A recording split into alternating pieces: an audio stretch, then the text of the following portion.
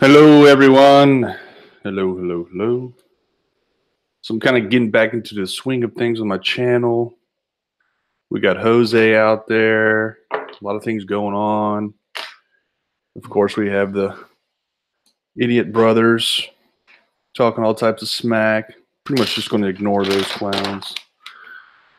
But hey, Sean. Hey, Factard. But I thought that today would be a good day. I have a free day basically, and I think today would be a good day for me to kind of go back over the history of this channel, especially for new subscribers. I do have a lot of new subscribers that I'm not sure what they've watched or what they've seen. I get a lot of questions here and there that are basically answered in other videos. It's a lot of times it's like the same question asked a bunch of times. So just trying to kind of remember what we've done in the last couple years, I guess it's been. May 29th, 2000, or March 29th, 2016 was my first video. So yeah, it's been a couple years now, surprisingly. And I thought that we'd just kind of go over it. And I'd kind of give a brief history of the channel and maybe touch on some important uh, objections that have been answered and things like that. If anybody does want to come in, I will open it up in a bit. I'm going to try and get through this as fast as possible, though. This could turn into a gigantically long video if I had a bunch of people in here. So once I kind of get through the meat of it, I'll open it up, see if anybody else wants to join the hangout. And I am looking at you guys in the stream there. Simon Dan showed up. Hey, thank you, Simon Dan.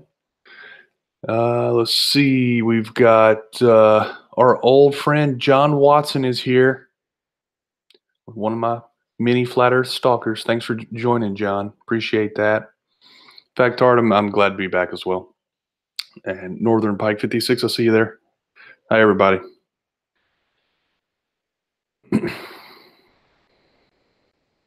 All right. So let's get started here. Okay, first, I guess I could share my chat screen and try and organize this a little bit better. And let's see if I can't. Let's see if I can't get the chat shared along with what we're looking at in the video thread here. All right, I think that's good enough. Yeah, looks pretty good.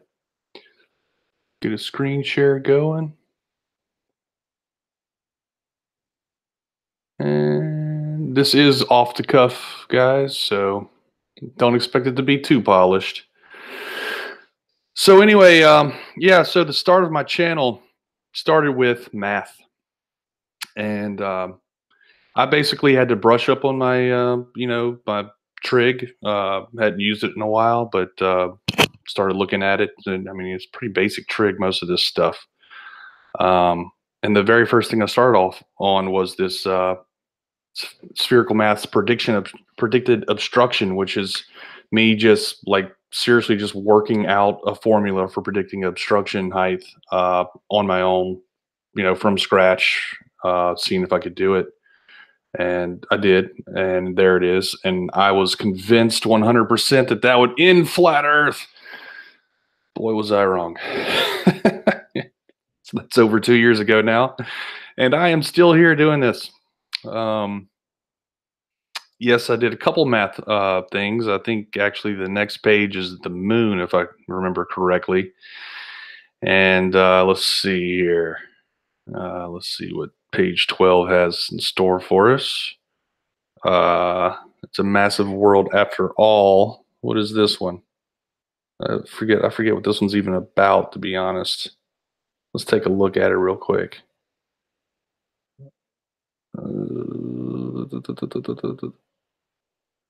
It's a rant. Okay. Yeah, just rant about the scale of the Earth. Yeah. So look at this comment. Sorry, guys, forgot to zoom back out at 950. Oh, cringe. I mean, I'm still not super good at video editing, but I'm better than I used to be. I remember I actually had a tripod that I had a camera, a cell phone camera mount attached to, and I was literally like just leaning my cell phone camera over the top of a piece of paper and writing on it. It's like, yeah, that's going to convince flat earthers. Oh goodness.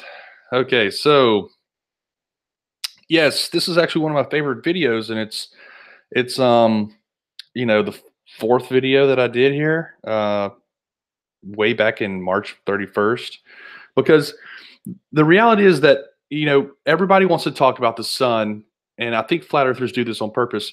They talk about the sun as being some type of, I don't know, proof of flat Earth because it shrinks as it moves off in the distance, but it doesn't. It doesn't shrink. They all like to use that camera exposure trick to make it appear like the sun shrinks as it moves off in the distance. We all know that's not true. Anybody with a solar filter knows it's not true. But the thing is we let them drive the conversation towards the sun. I see it all over the place. Stop talking about the sun. Talk about the moon, because they can't drive the conversation in this way that lets them take advantage of this exposure setting on with the sun. When we talk about the moon, you can tell if the moon is exposed correctly simply because you can make out the details. And the moon is just like the sun. It doesn't shrink as it moves off in the distance. As a matter of fact, its angular width does change over the course of a night, because the radius of Earth is a significant amount of distance compared to the distance to the moon. It's a significant enough amount of distance that you can actually detect a change in angular resolution of the moon by the amount you would expect based on the radius of the Earth. So this is a very good video for anybody that's new to my channel. It's kind of a primer to why geometry supports the globe Earth and doesn't support flat Earth. I mean, it's just the geometry, the way things work, because the moon and the sun do not shrink as they move off in the distance, is a 100% proof that they are not flying over the top of us. It completely invalidates all flat Earth models, and what I mean by that is any model that is based on a flat plane. You can have mountains and stuff on it, but if it's based on a flat plane, the base underlying geometry is a flat plane, that model will fail based on the observations that we have of the sun and moon not shrinking. And a very interesting thing about this, and this is something I cover in this video, is that the height of that object, the height of whatever object it is over the top of the flat plane, is completely irrelevant. It doesn't matter at all what the height is, because that height actually cancels out.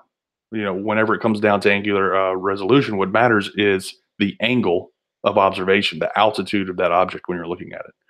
So I spent a lot of time on that one. Let's move on. Oh yes, this is still a reoccurring theme. 8 inches times distance in miles squared is it. This is a point I try and bring up all the time, which gets completely, washed away by flat earthers. Is that 8 inches times miles squared is an approximation. It's not a circle. And also, this is basically what the observer height formula that I showed you on the first page, on page 13, boils down to when the observer is at 0 degrees altitude. So anytime they use this formula, you got to ask them, was your eye halfway buried in the ground? Were you halfway, in the water whenever you took this picture? No, you weren't. Your observer height is completely ignored by this formula. And we got to bring that up over and over again. Pythagorean theorem proof. Yeah, this is actually interesting. But the reason I even brought this up is because Awake Souls, who is still a player in the flat Earth world, mind you, he's kind of on the fringe of flat earthers, if that's even a possibility. But this guy does not believe the Pythagorean theorem works, and he actually fraudulently tries to convince people that it doesn't work. And I caught him in that lie, and I've made this video to actually document that lie that he was trying to perpetuate. I really believe that a lot of these guys don't believe half the stuff they're saying, or if they do, they're so delusional they don't realize they're contradicting themselves. I don't know. Brian Mullen. Yes, Brian Mullen, Fire and Ice.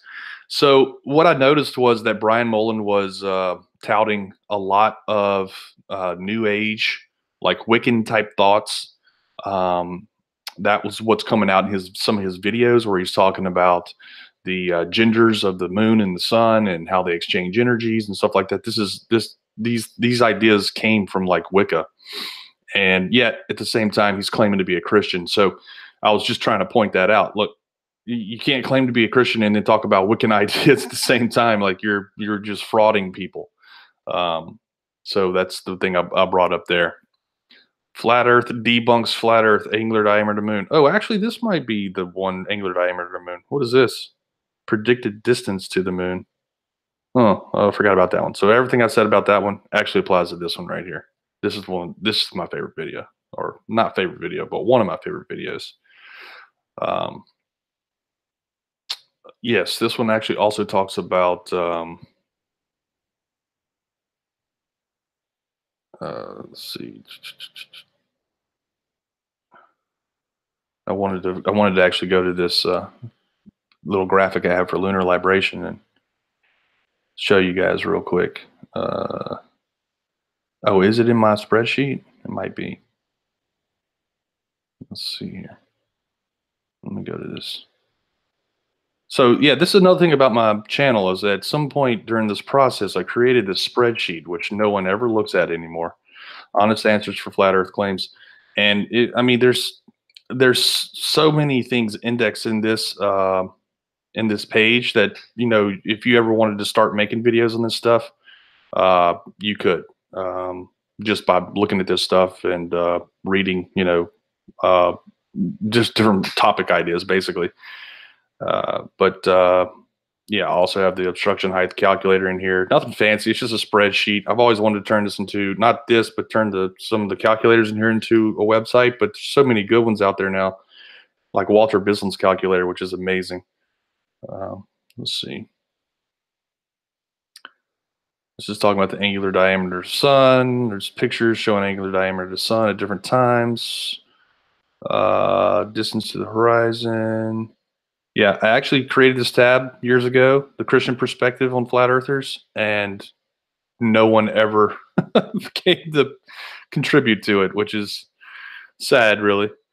Let's see. Because there are a lot of Christian organizations that think flat earthers are complete morons. Most of them, actually. Moon observations. Man, what was I looking for? Lunar libration. I thought I had lunar libration in here somewhere. Thought I did. This nice little infographic on or nice little animation of lunar libration. But anyway, lunar libration um, is the fact that it's a phenomenon that occurs due to the elliptical orbit of the moon, and we don't just see a single face. Well, we do. It's kind of it's a range, right? We see like 60% of the face of the moon over the course of the month, and that interesting thing, that interesting point proves that it's a ball. I mean, other than the fact that there's shadows on the moon, you can actually see the oval, um, craters become less oval and more spherical or more circular, yeah, as it rotates. And then, of course, the opposite is true as well. Let's see what's going on here. Man, where is that lunar libration? I should just look it up on Wikipedia. Anyway, look up lunar libration. That's all I have to. I'm spending too much time on this one. I'll never get done with this.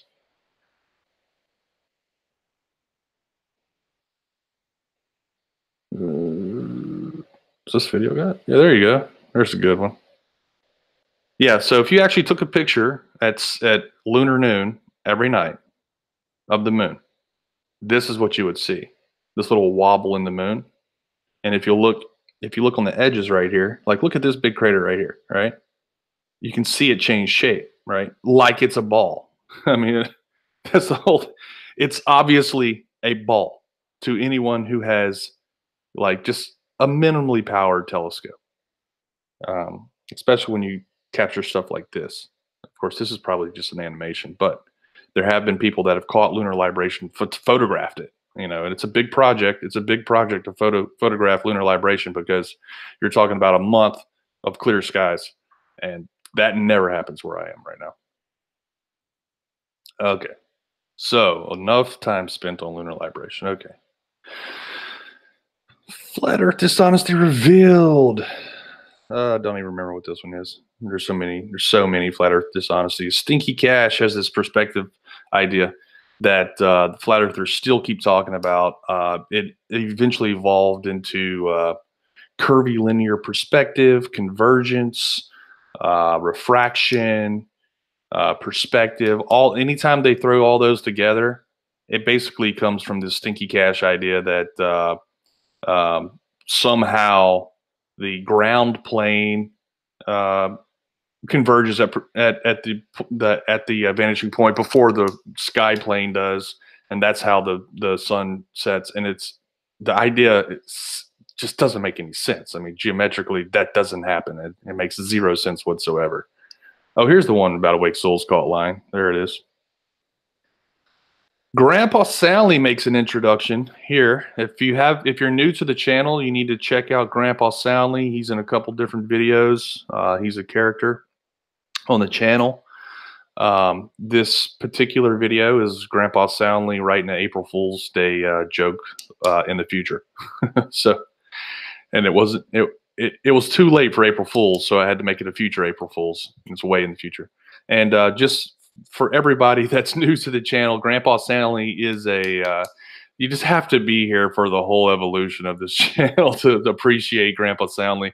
But Grandpa Soundly is me from the future. He created a time machine and came back in time to debunk flat earthers. So yeah, that's the character arc right there. It's not very big, but that is exactly what's going on. So he has a series called Flat Earth Tears. I am planning on working on a Flat Earth Tears video today after this one, hopefully.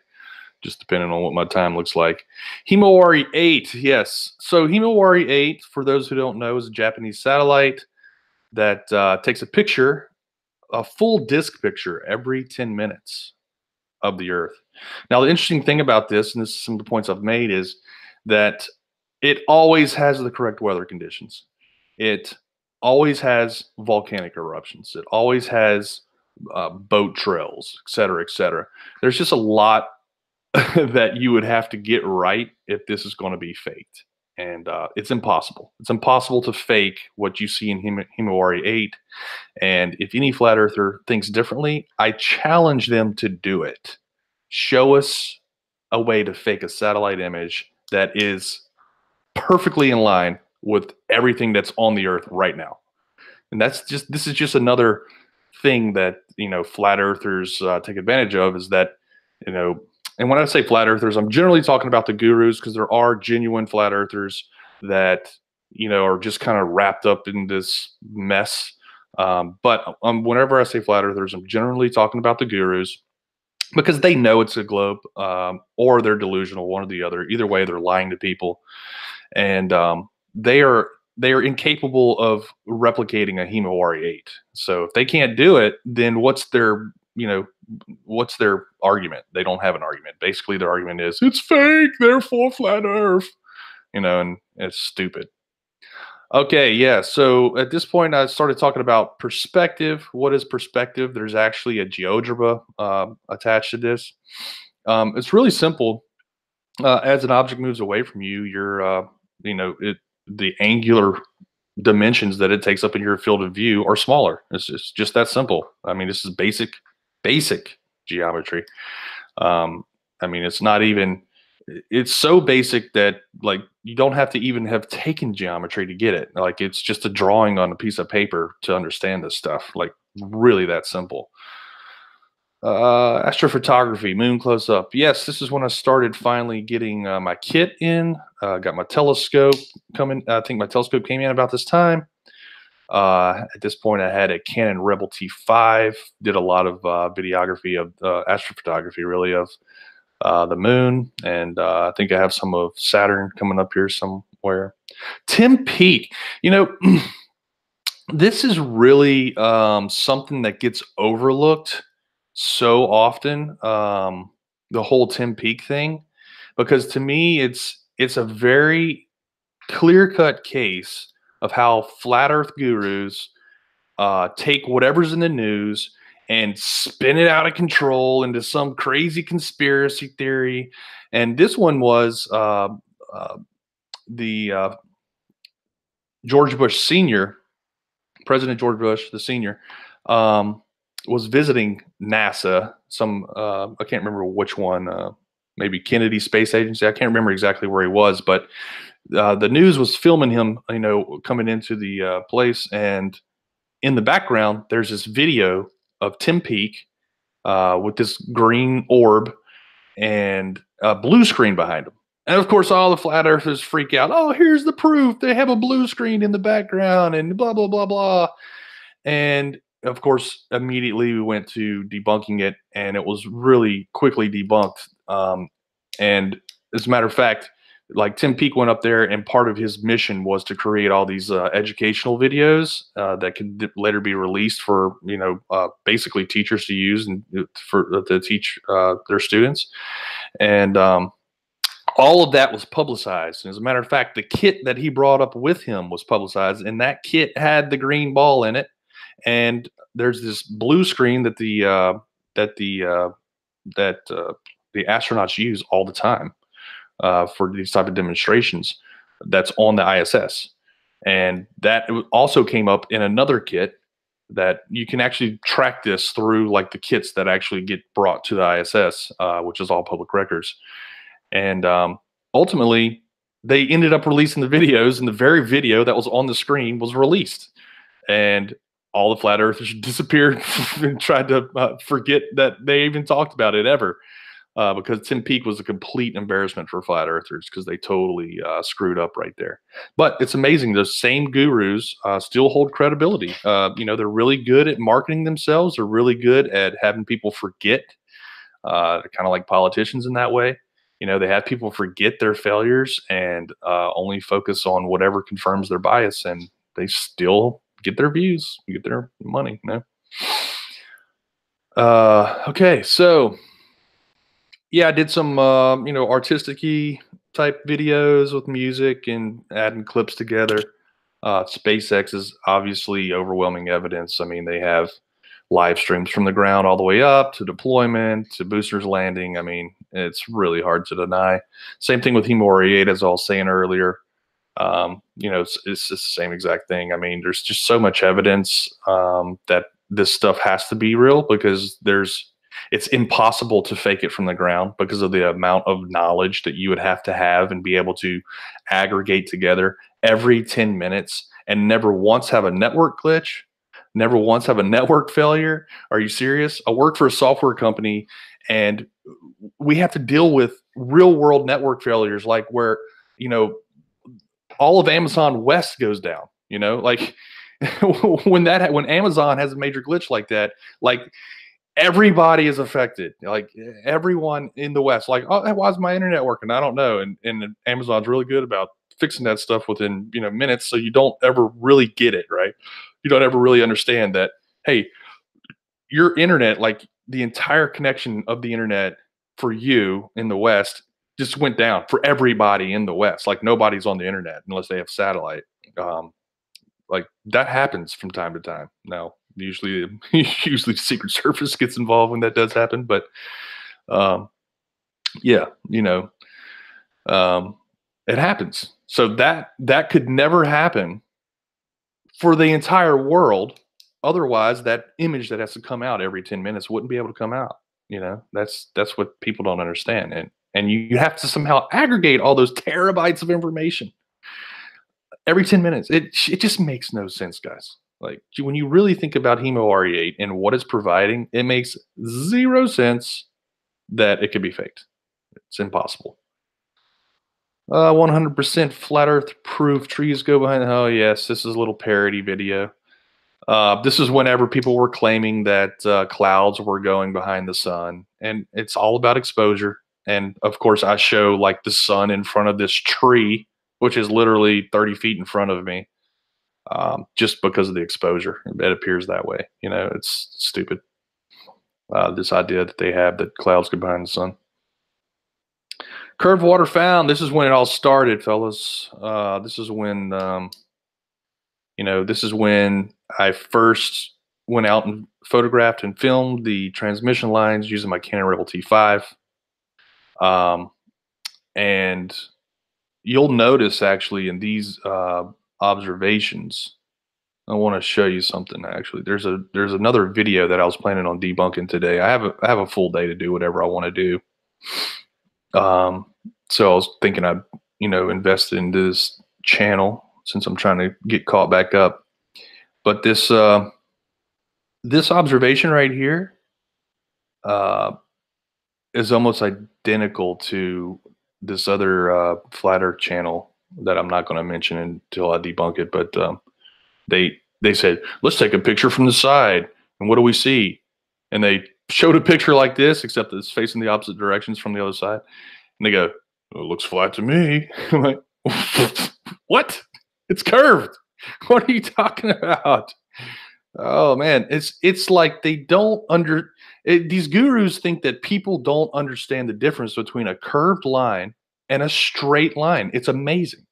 It's like, do you think that you saying it looks flat to me that makes this look less curved?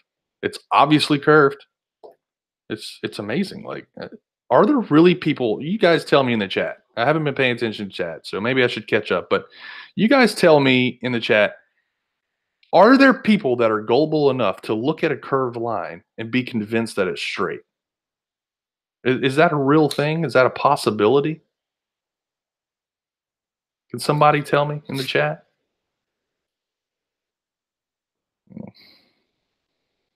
I forgot there's a delay.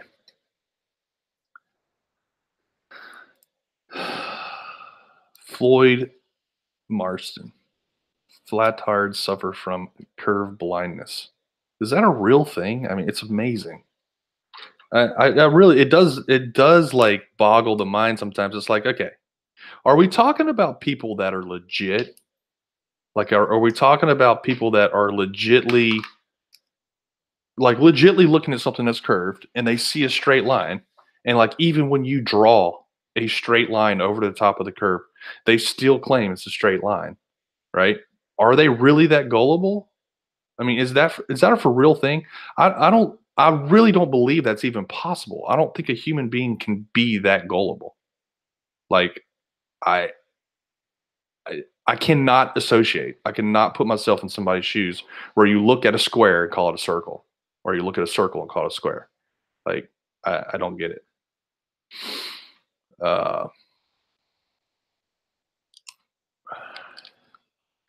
Combini, yes, I remember the HCC video.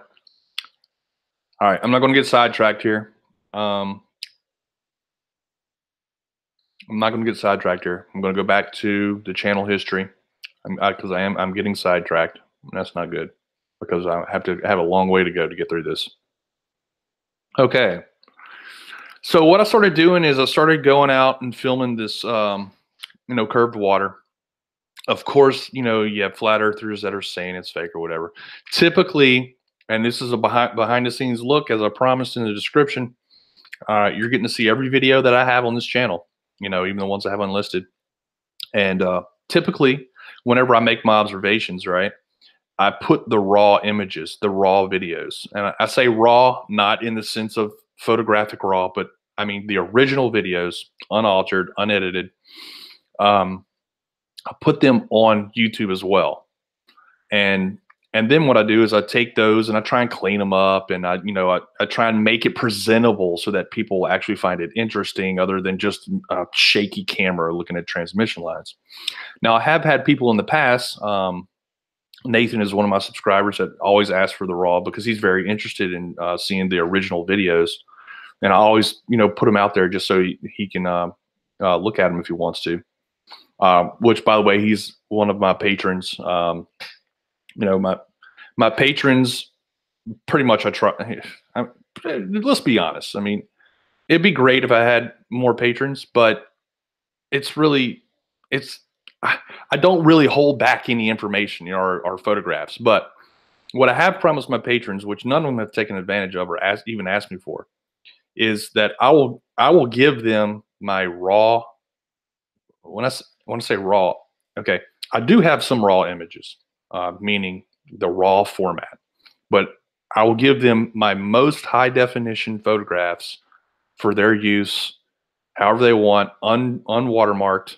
If you're my patron, you can use it basically however you want. Now, it'd be great, if you did mention me back, but for my patrons, I don't really require that. It's like, here, you're paying, this is what you're paying for. You're paying for access to my raw photography. So whenever I go out and take photographs and videos, if my patron wants one, I just give it to them. It's like, here you go, you can have it. It's basically, uh, you know, uh, a license for that one patron to share it. It's essentially what it is, as much as they want, and use it however they want. So anyway, what's going on over here? Spurkismo wanted a wrench. There is no chance in hell Spurkismo will ever get a wrench. Sorry. Please don't delete Bullionator. Let me see. Hold on. Yeah, and you know what my rules are, Bullionator. I don't like deleting. I'm not going to give you a wrench, Spurkismo.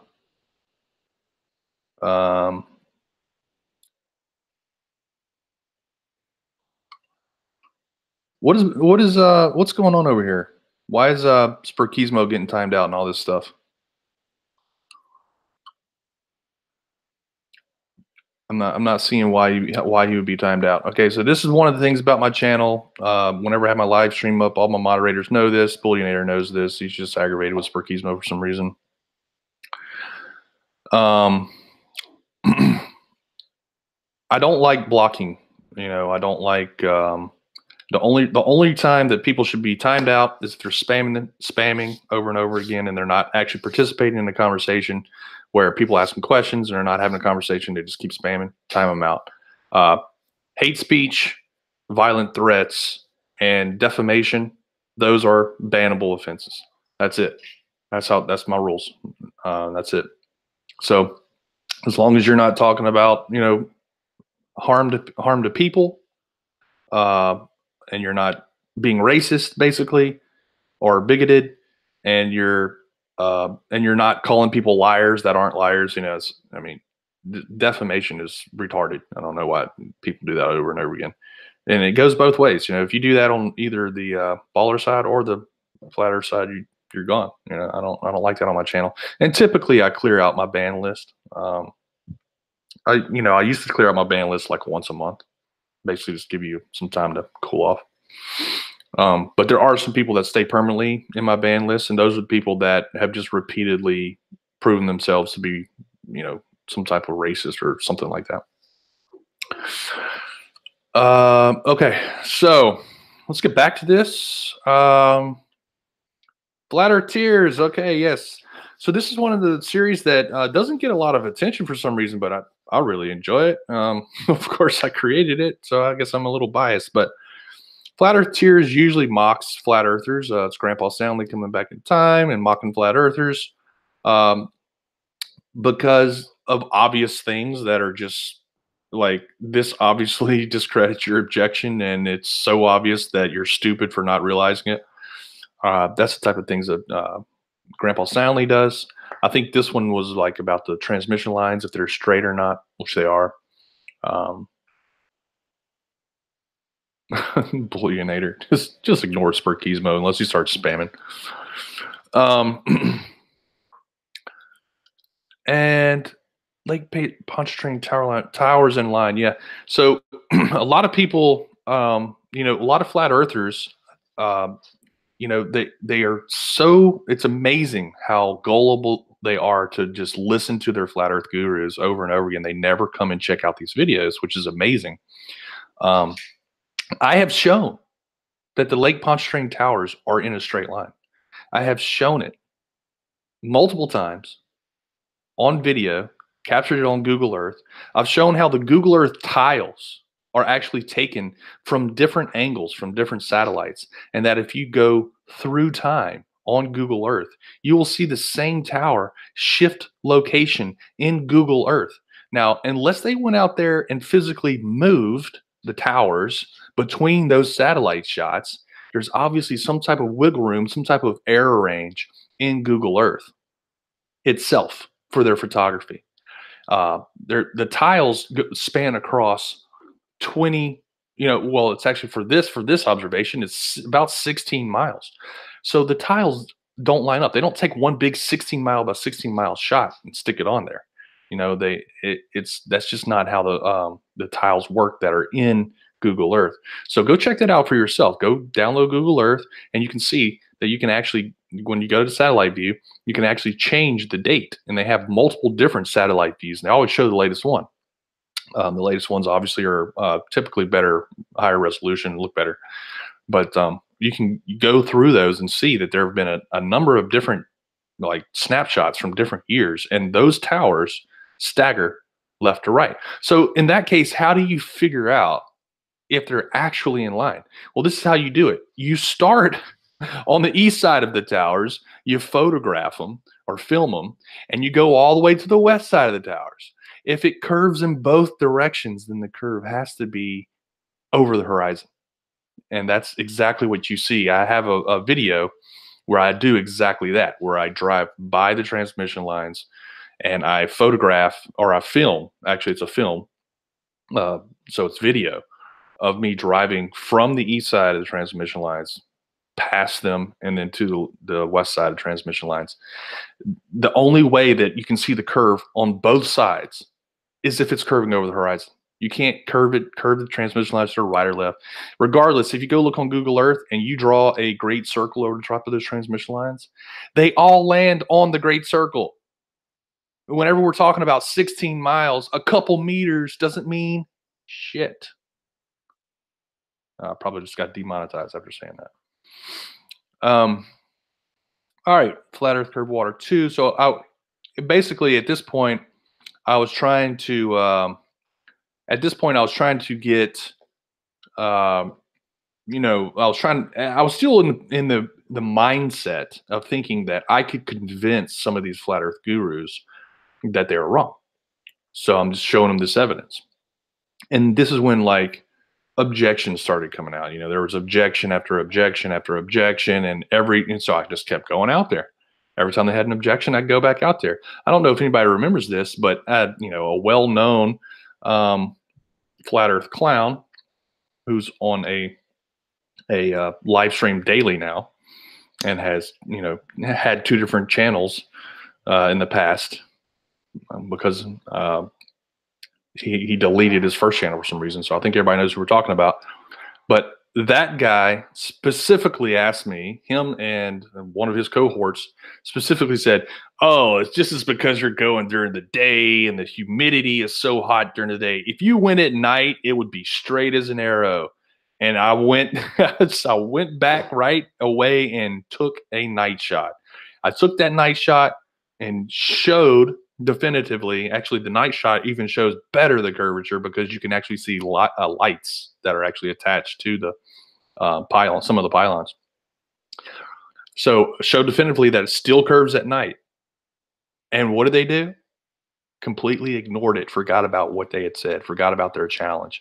I've answered every one of their objections over and over and over again, and I've completely embarrassed them. And what they do is they just keep moving forward and trying to make people forget about how they've constantly been wrong, constantly been embarrassed. All their objections have been answered. And so eventually they get to the point where they keep painting themselves back into a corner, and all they're left with is, the paint's fake. It's not real paint. It's not real paint. It can't be paint. As they're standing in the corner complaining about how the paint is not real. It's ridiculous. They're so ridiculous. Curvature observations in Louisiana, Sally and Dandy. So this is when I started meeting up with Dandy. So Dandy actually pointed out the Little Tensas Bayou to me. He started chatting with me about the Little Tensas Bayou, And I started going out to the Little Tennessee Bayou, and that was a third location that I started filming. Actually, Little Tennessee Bayou might be the second location if I recall correctly. I don't think I've actually, at this point, I haven't gone to the Causeway yet, and I wonder why I didn't do that. It didn't dawn on me early enough that the Causeway was actually a better observation than any of them, really. Um, but the Causeway is a better observation, but it's actually a little bit. The best observation is in the Marriott Hotel, and right now I don't have access to it unless I rent a room, and that's I've been trying to work on that. I've actually reached out to the um, the sales representative there, the not the sales representative, but the I guess the general manager of the whole Lakeway Center complex. Um, I actually have to find his card again because I reached out to him and I haven't heard back from him. So I don't know if he thinks I'm crazy or what, but um, I don't know. It's hard to approach these, these people that are too important to talk to people that want access to their building. So let's see if I can make that happen. He might have just forgot too. I mean, might have just looked like noise in his inbox and never looked at it. So I'll give him the benefit of the doubt. Don't really blame him if he doesn't want some flat earth debunker in his building. Okay, let's see what else is going on here. Where have we been? Curved water found 2. Still using the Canon, I believe, at this point. Yeah. I have to be using the Canon because we haven't got to there's one video whenever I got the P900. I have a bunch of videos that came out that were artistic style. I have some that are like supplemental videos for a previous video where I put more of the raw observations, maybe the less good observations, the ones that are more hazy or the atmosphere is, more of a pain in the butt. Then I go back out and do another observation, put together another video. Sometimes I was driving, while I was driving, I was telling you what I was doing. Pier 1 is actually a pretty cool location that I haven't been back to in a long time. And when I get the P1000, that's one of the locations I'd like to revisit because you can actually see the causeway more from a side view there, a little bit further back, and you can actually watch as the causeway disappears over the horizon from that location. Then here's me at the causeway. So I think these are live streams. Yeah, this is a stream. So this is a live stream from my cell phone. So it's, it's not the best. It's just more about me documenting what I was doing there. Then I come up with Causeway Curved Water 4. So, yeah, I'm starting to look at the causeway at this point. Go back to the transmission pylons. This is a stabilized version. This one's unlisted. I think this one is actually linked in here. Same thing here. Oh, okay. So this is when things got interesting. They're, of course, complaining that, all this is fake CGI. It must be, that he's doing this on a computer. So I actually live streamed from location while I was zoomed in on the transmission lines. There's actually another time, which is probably a little bit further down. I don't know if this one's it or not, but there's one time where I was filming the transmission lines, live streaming the entire time over my entire drive to a coffee shop where I went to the coffee shop, got their internet connection, connected with my computer, took my camera, plugged it in, uploaded the file straight to YouTube. And I mean, what else can a person do? Well, I can tell you what else a person can do. They can actually live stream from the P1000, which is coming at the end of this month. So yeah, that's going to happen. Now, I'm not sure I'm going to go to this location, the transmission lines live stream, because it really is a dangerous location. And, my wife has gotten on to me a bunch of times for going there. And I have to be honest. I do agree with her. It's a very dangerous location to go to. If I'm going to film from this location, it should be from a boat now, not from the side of the interstate. So I'm really not going to go back to this location until I have a boat. that I can, that I can actually go and make some other observations of the transmission lines, which I've been wanting to do, which is going to happen come this fall or winter. I already have a friend lined up that has a boat. My uncle has a boat. I bought my uncle a trolling motor, so he's going to do it. I mean, he owes me. And, so I'm definitely going to have a boat, and I'm going to be doing more observation transmission lines because I know that's what got this whole ball started. This whole process started with the transmission line. So I'm going to go back out there. I'm actually going to go to the backside where the large towers are. I'm going to film back in the opposite direction. I have that Walkera drone that I'm going to fly off the boat. Actually, there's a piece of land. There's a couple pieces of land that I can fly from that are close enough to the transmission lines, I think. So either I'll fly off the boat or I'll go and park on the shore and fly from there. But I will, get these transmission lines lined back up whenever I get to P1000, and I will do a live stream to P1000. Hopefully, I can get a good cell signal. I've been there twice. Actually, in the same day, I had a good cell signal for one transmission and a terrible cell signal for the next transmission. So I never know how it's going to work. But I will get back out there and do this. That's coming. More flat Earth tears. Flat Earth cars over the horizon.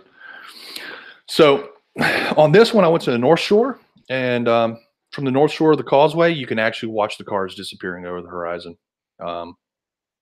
as the causeway sinks over the horizon. This was at night, so that was a pretty cool observation. This is all, now, mind you, this is all before I got the P900. People were giving me objections about it being a curved window, so I rolled up and down the window to prove that there's the difference between the window being open and shut. Dr. Hack. Oh, yes. So Dr. Hack is a popular flat Earth YouTuber. That's not his real name, but it's very close. And he tried to disprove me by using the wrong transmission lines. Now, anybody that's watched my videos, and this is part of the problem, is that there's so many videos, it's hard to have a full context. So I could have given him the benefit of the doubt. But it really is, if you're going to debunk somebody, it's really up to you to know what you're talking about. And I've shown people the transmission lines so many times and shown that they're straight so many times and shown exactly which ones they are so many times that there was no excuse. He had to have intentionally chosen the wrong transmission lines. Now, here's the interesting thing about the transmission lines he chose is that if you go on, so the transmission lines that he chose, which is a different set of transmission lines, they curve south. So they go from my normal location, they go east, and then they curve south, right? So that would look like it's curving to the right if you were filming it. But if you go to the left side, if you go to the north side of those transmission lines and you film those transmission lines, the straight portion of those transmission lines curves to the left, or it looks like it curves to the left because it's curving over the horizon. So those transmission lines debunk him as well by going to the opposite side of the right turn or south turn and showing that it looks like they turn to the north. They don't turn to the north. This is 3D geometry. I mean, they can't imagine things in 3D. It's amazing. Okay. This is I went to San Francisco for this one right here. What's the name of that? I forgot the name of that mountaintop I was on. I was looking at Mount Diablo though. Yeah, I was on Mount Tamalpais. I don't know how to pronounce it exactly, but that's how you spell it, Mount Tamalpais. I went there and I photographed Mount Diablo, and then I showed how the d squared times 8 doesn't work. That estimation when you're on the top of a mountain, that estimation doesn't take observer height into account. So that estimation does not work for every observation. You have to literally be at 0 height for that estimation to make any sense whatsoever. So anytime you hear somebody use d squared times 8, They are just parroting flat earthers. That's all there is to it. Like if somebody uses d squared times 8, they're woefully uninformed or they're intentionally trying to deceive you. It's one or the other because that's not the formula you need to use when you're talking about obstruction height. Obstruction height has to take observer height into account, obviously. Everybody knows that if we're talking about a sphere.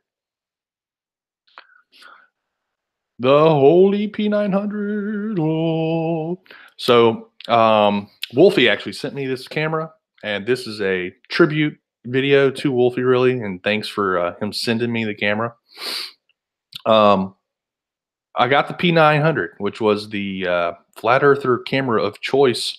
And you can see here, I've got some like tests, some zoom tests with the P900. Went out to Baton Rouge and filmed these tankers. This is actually another observation that I've really, really wanted to do. Hey, Nathan Grant's here. That's the patron I was talking about earlier, Nathan. So there is a long enough stretch of river that goes right by Baton Rouge, Mississippi River, where you can get some pretty cool observations and you can actually watch these tankers go over the horizon. So I've really wanted to do that. And I meant to do it last winter, but every time I had the opportunity to do it last winter, I was doing stuff for, I was trying to take advantage of last winter to do more observations of the causeway and the transmission line. So I was really wrapped up in all that. But a really good observation would be watching these tankers go over the horizon on Mississippi River, Baton Rouge. That would be cool. Here's me doing more tests at Tiger Stadium with the P900. I live in Baton Rouge, as everybody knows, in and around Baton Rouge. And this is Tiger Stadium from the Mississippi River levee. Pretty cool shot. The P900 magnification is amazing, and the P1000 magnification is even better. P1000 magnification is almost like a half-degree field of view, which is insane for anybody that's ever messed with cameras. I mean, most people know half-a-degree field of view is insane. Pier 1 observations again. Let's see. More like Punch Train. So see, now I've gone out in every single season of the year. I've gone out during the day, during the night, when it's foggy, when it's humid, when it's dry, when it's cold, when it's hot, when it's raining, when it's bright blue skies. In every single instance, you can see the curvature of these transmission lines. You can see the curvature of the causeway. That is not possible in the flat earth world. Okay, because the flat earth world wants you to believe that somehow the atmosphere is responsible for making the earth look like a sphere all the time, which is ridiculous. Atmospheric conditions are variable. They are arbitrary. It just depends on the weather. The weather, we can't even predict the weather reliably more than like a week or two out, because it's so dynamic. It changes so much. So in all that arbitrary change and dynamic stuff, if it were responsible for showing some type of curvature, then the curvature would have to change, right? You would have to see different curvature depending on the weather, and you don't. You go out there and it's consistent. The curvature is consistent every single time. It looks exactly like a globe, which Walter Bislin has modeled. I mean, Walter Bislin has modeled this. Give me 1 second.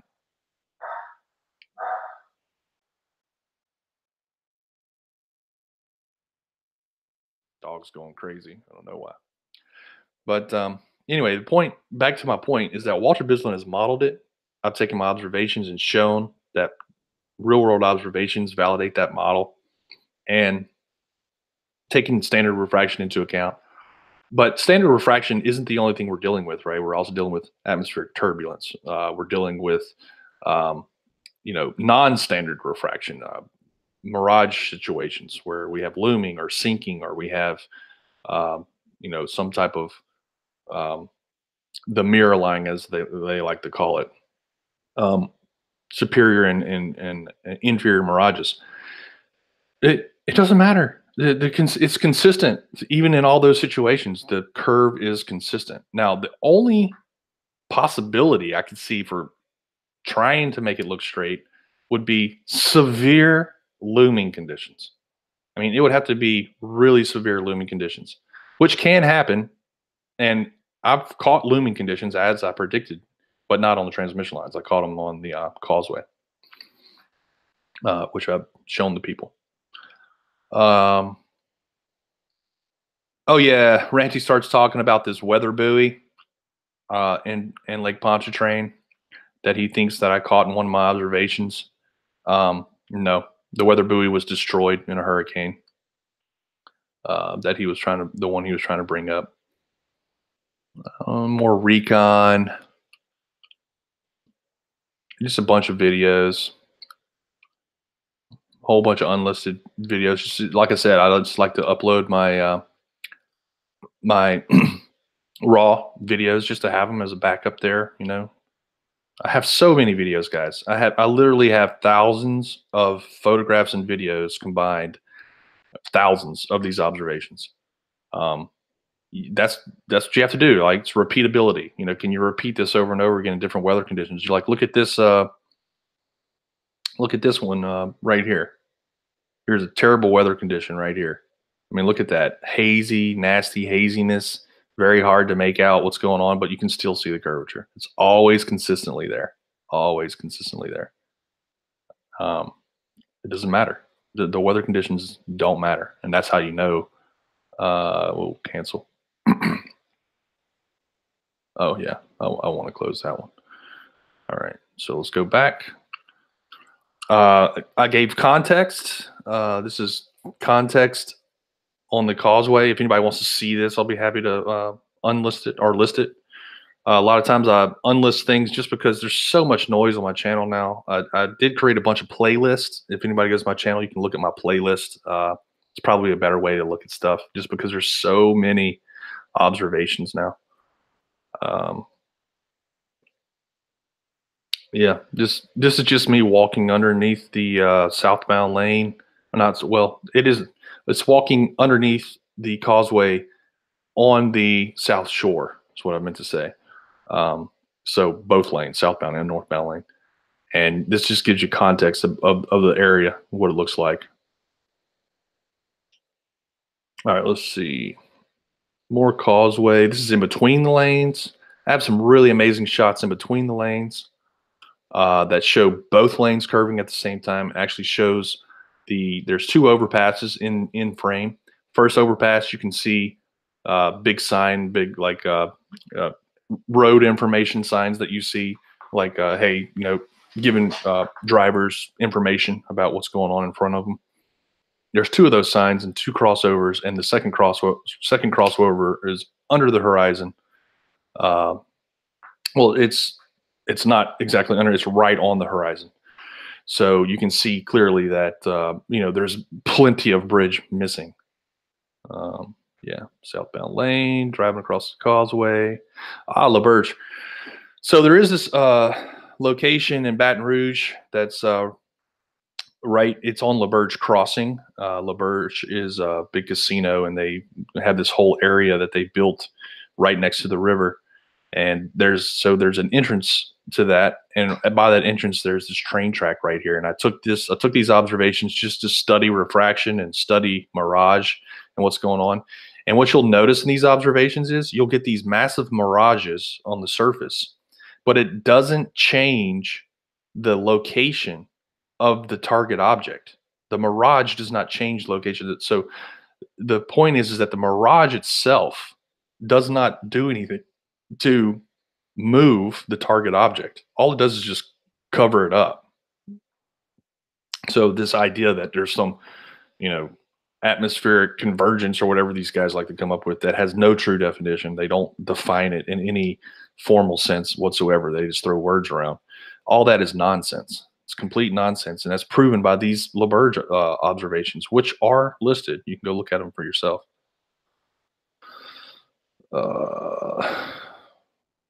Game over. Flat Earth, game over. Yep.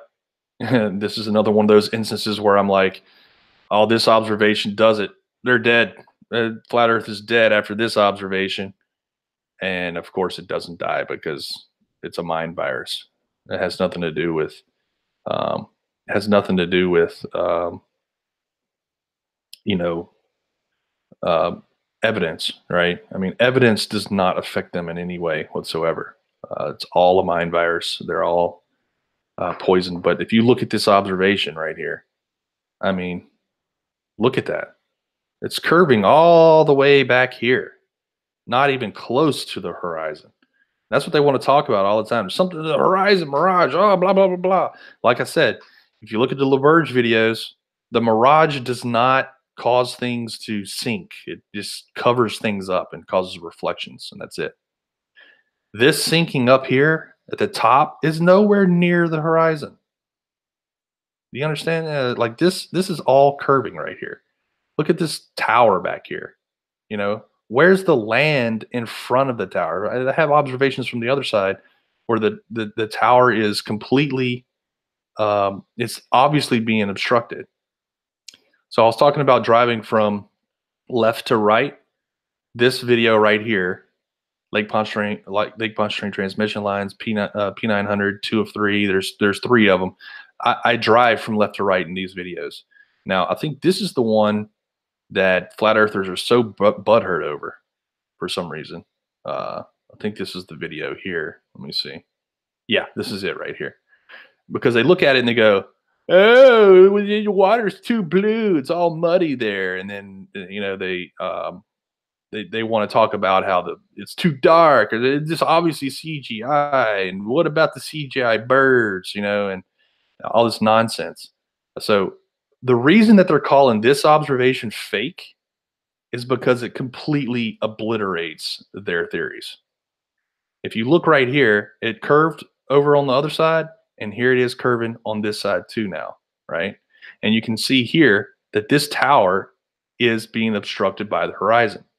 Now, it looks weird. It does look weird because it's been stabilized by YouTube and it's been color corrected by YouTube. Now, people might say, well, why didn't you tell us that? I did tell you that. From the very first, stabilized and color corrected by YouTube. Hello, here's the raw video if you want to watch it. Go watch this raw video instead. Like they look at this stuff, they claim it's CGI because of all these reasons, and the reasons are described in the damn video itself. I mean, they're just deception artists, guys. Don't let them trick you. Here is the raw video. Go watch it. Go watch that raw video. Because that one isn't color corrected. That one isn't stabilized. And I hope you don't get seasick easily. it's very hard to take a stable shot of this. So let me describe what it entails to take this observation right here. You have to, this is what I've ended up doing. I created a custom tripod mount that is attached to my car. It's strapped down to this front seat. I put my camera on the tripod. I zoom in at 2,000 millimeters. Okay, guys, when you zoom in a camera 2,000 millimeters, you can just breathe on it and it shakes. So now I'm driving my car on a busy interstate on the shoulder. There are cars driving by me that literally their wind wake is pushing my car and rocking it. Okay. And I'm now coasting at about half idle.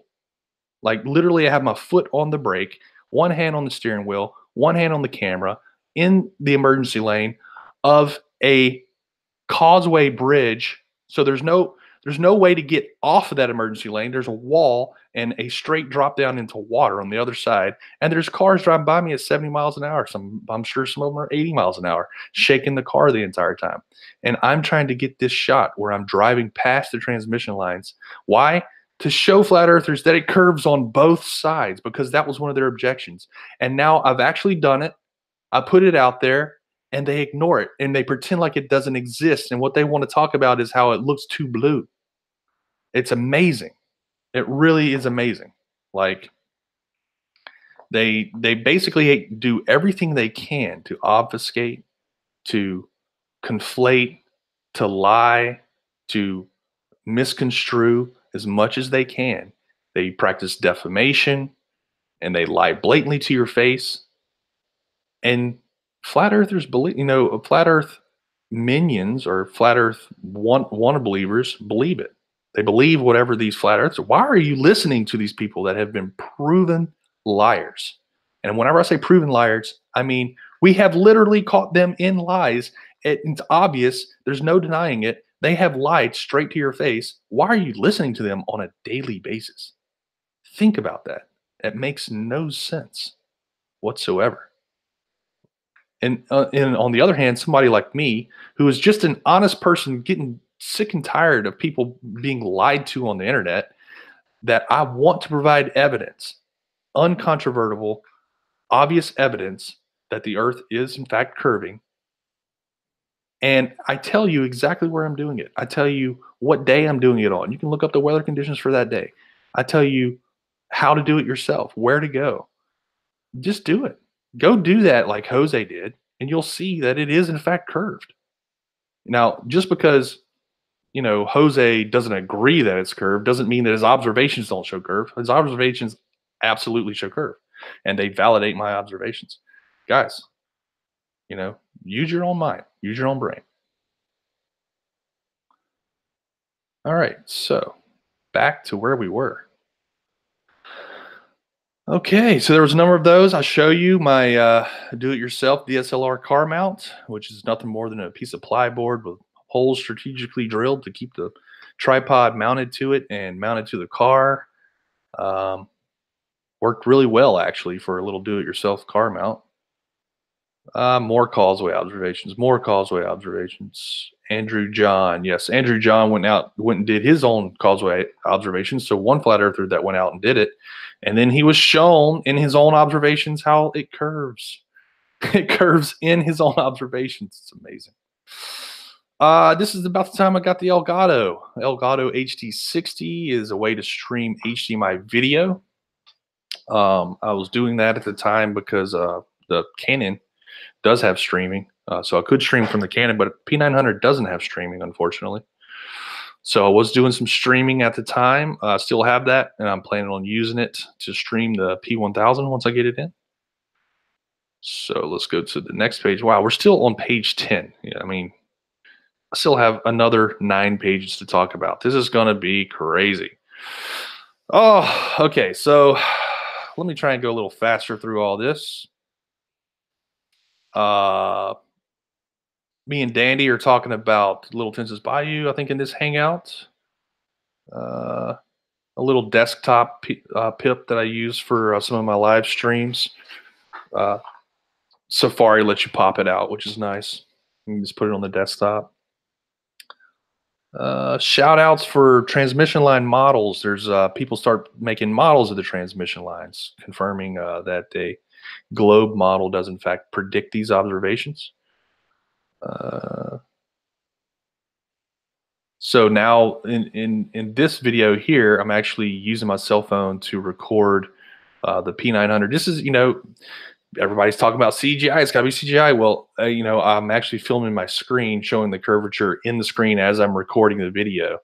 So again, not CGI. It is genuine observations anybody can do.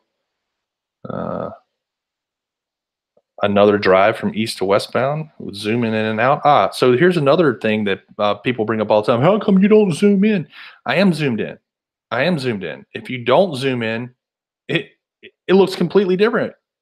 So let's see. Let's see what this looks like here. Let's maximize this real quick. Let's go to where I zoom in and out. And so this is what it looks like, a raw video, like when it's so shaky. Let's see if I can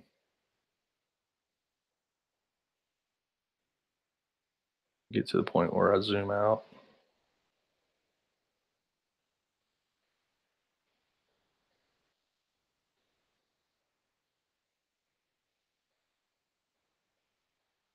I actually don't zoom all the way out. So like that's not even zoomed all the way out right there. So I do zoom in and out, but not all the way out.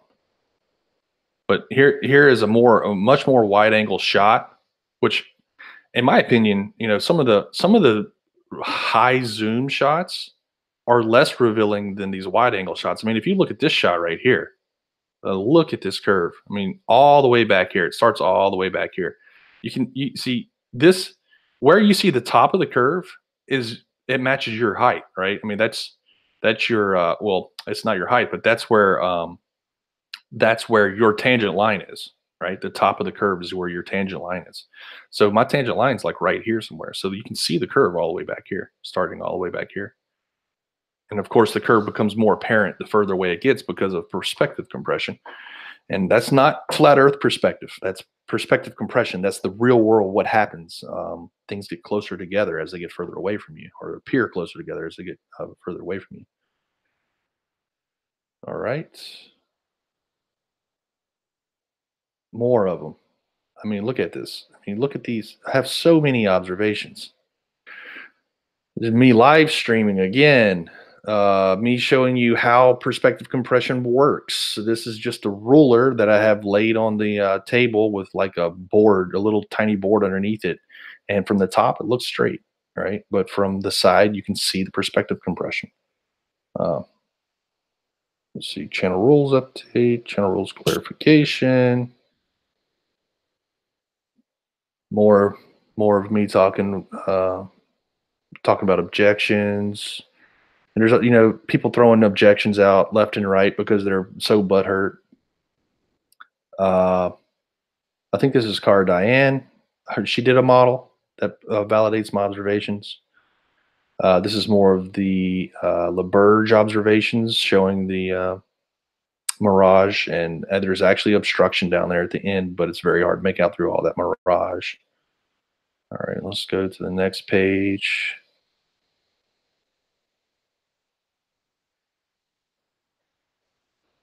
Let me look over at the chat here. Somebody just said something to me. Oh, a lot of people said something to me. There you go. Let's see.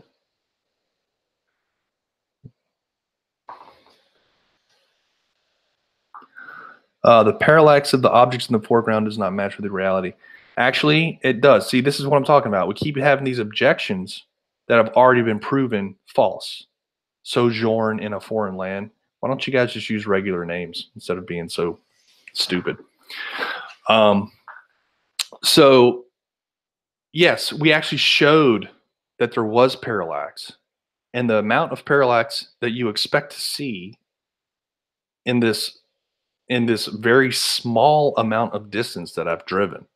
Okay, we're talking about like 40 feet. It's not very much at all. I'd say 40 feet. That's just a rough estimate, but it's very short distance from one side of the transmission lines to the other side of the transmission lines. We're talking about the width of one of those transmission lines is about how far I have to travel, maybe two of those widths to actually get to the other side where you can see the curve.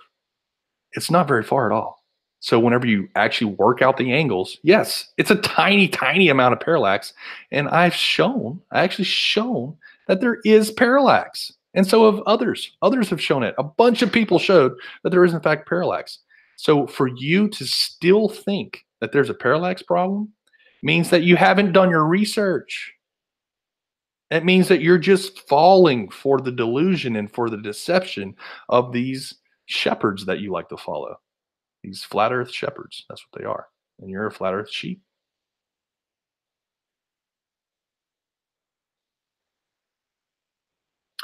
Forward Wolf. I've shown people how I've got my shots a bazillion times. I've invited them out to my observations a bazillion times.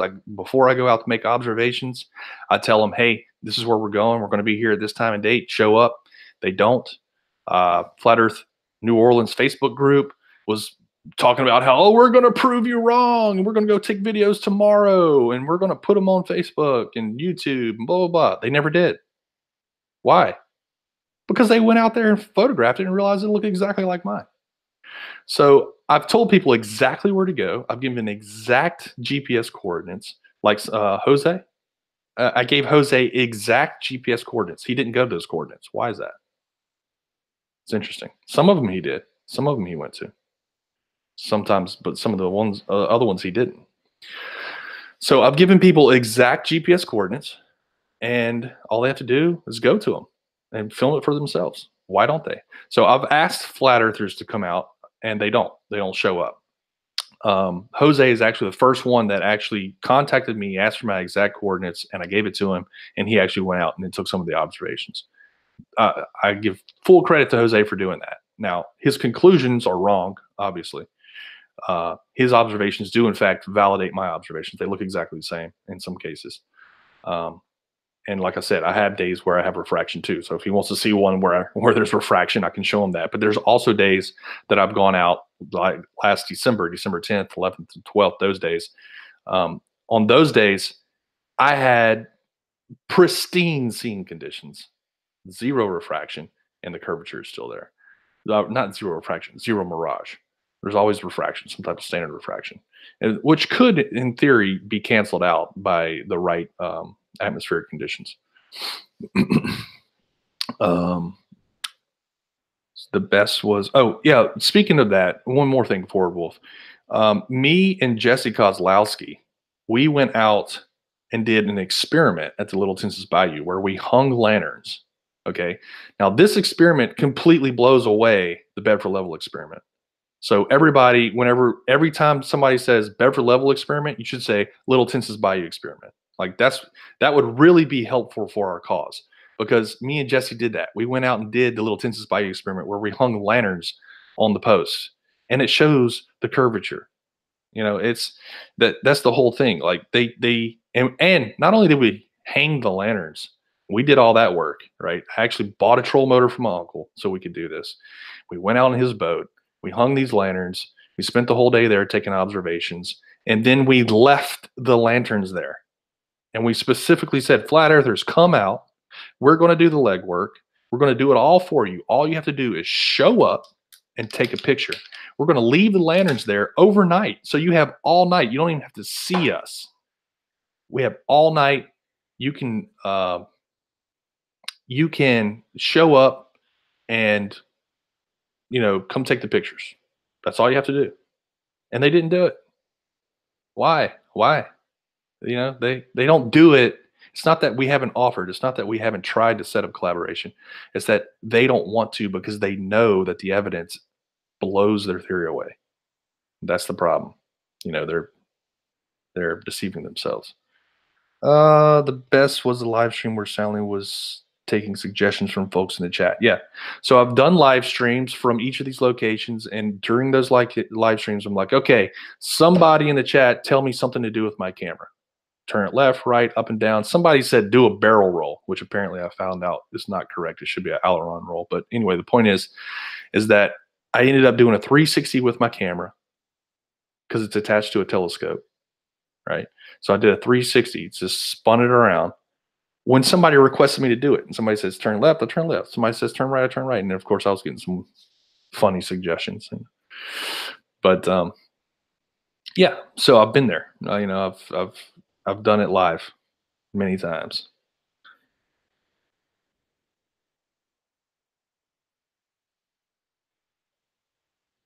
Let's say the Earth is flat for a minute. What Sally's observations look like on the globe? I don't know. I don't know what that means. Blah, blah, blah, blah, blah, blah. Let's see. My shark plane is so cool. A video to watch. Okay. I'll look at that in a little bit. It's been a while since I moderated a Soundly chat. Yes, Bullionator, I fell off the face of the map for a while because I was focusing on work projects, and it was a pretty big work project. We had a lot of modernization efforts going on. It took a lot of work and effort and time, and at the end of the day, I was tired pretty much every day.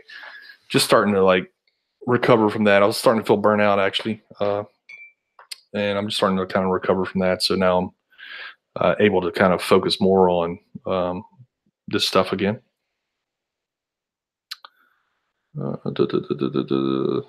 Bullionator, I love Elgato encoders. Yeah, I was actually impressed with the Elgato. It's definitely the easiest way to stream stuff. Stream HDMI, no doubt. Will I be putting a 24-hour live stream up again? Yeah, I probably will. I mean, I have my stream box sitting right here. I could fire up the stream that the way it was already in that format again. I could do that right now, but at the end of it, there was my moderators. I mean, just to be honest, my moderators were a little bit too aggressive. A lot of people got blocked and banned, and which resulted in no viewers. I mean, ultimately, flat earthers couldn't come and watch it anymore because they were all banned from my channel. So yeah, I ended up with like 2 or 3 people in the chat, chit chatting back and forth, and that was about it. I mean, if that's all the channel's going to be, then we can do that in a Discord. That's perfectly fine. But I'm thinking about starting up the live stream again, and maybe just telling all my moderators no blocks, no bans, just let it go. Not to say they won't do it anyway. So yeah, there's a problem there with my moderators, and I'm not trying to criticize my moderators. I know how it is being a moderator. It's hard, because some of my rules are kind of vague. But I'm a big free speech proponent, but at the same time, gish galloping and defamation and all these negative forms of communication which serve no purpose and really shouldn't be going on in the chat, they will go on in these types of chats.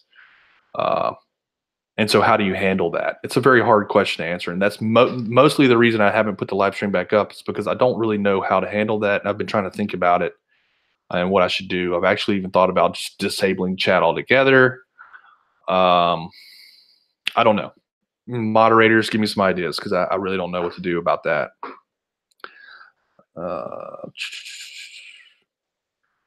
Can one of the mods link the raw footage vid that Sally was just mentioning?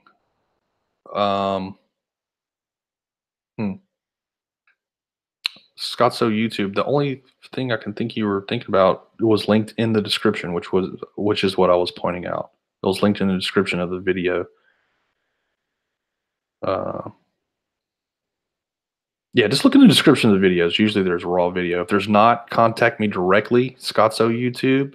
Tell me which video you like to see the raw for. If I don't have it up there, I will go dig it out of my archives and put it up there. So just let me know which one you want, and I will get it to you. You can contact me directly on Hangouts, on Skype, or email. And those, it's actually Hangouts. If you send me an invite on Hangouts, it's the most likely way. I always have Hangouts up and running on every device I have. So that's the easiest way to contact me. Next easiest way is email, which I look at sometimes once a week. I don't look at it very often. And the next easiest way would be Skype, which I rarely look at all. Usually the only time I ever get on Skype is because somebody asked me to. Some people like to stream videos that way. They put everybody in a Skype conversation so they can prevent porn bombs and stuff like that. Yeah, send me a message on Hangouts, and you can get my email from my About section on my YouTube channel. And I'm still trying to catch up here. Okay, let's see. Soundly, I had trouble with some mods in the 24-hour stream getting on me for just speaking to flurfers. Yeah, Skydog, I don't know, man. It's a hard problem, because the way I used to tell my mods was, hey, if you're gonna block somebody, like, send me a message in Hangouts so I know why you blocked them.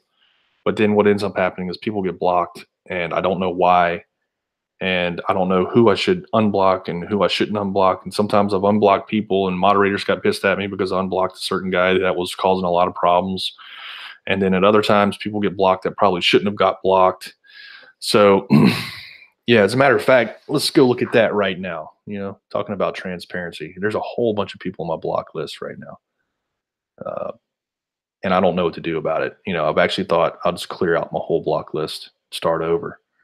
But I know a lot of moderators aren't going to like that. So let's see, community settings, blah, blah, blah, blah, blah, blah.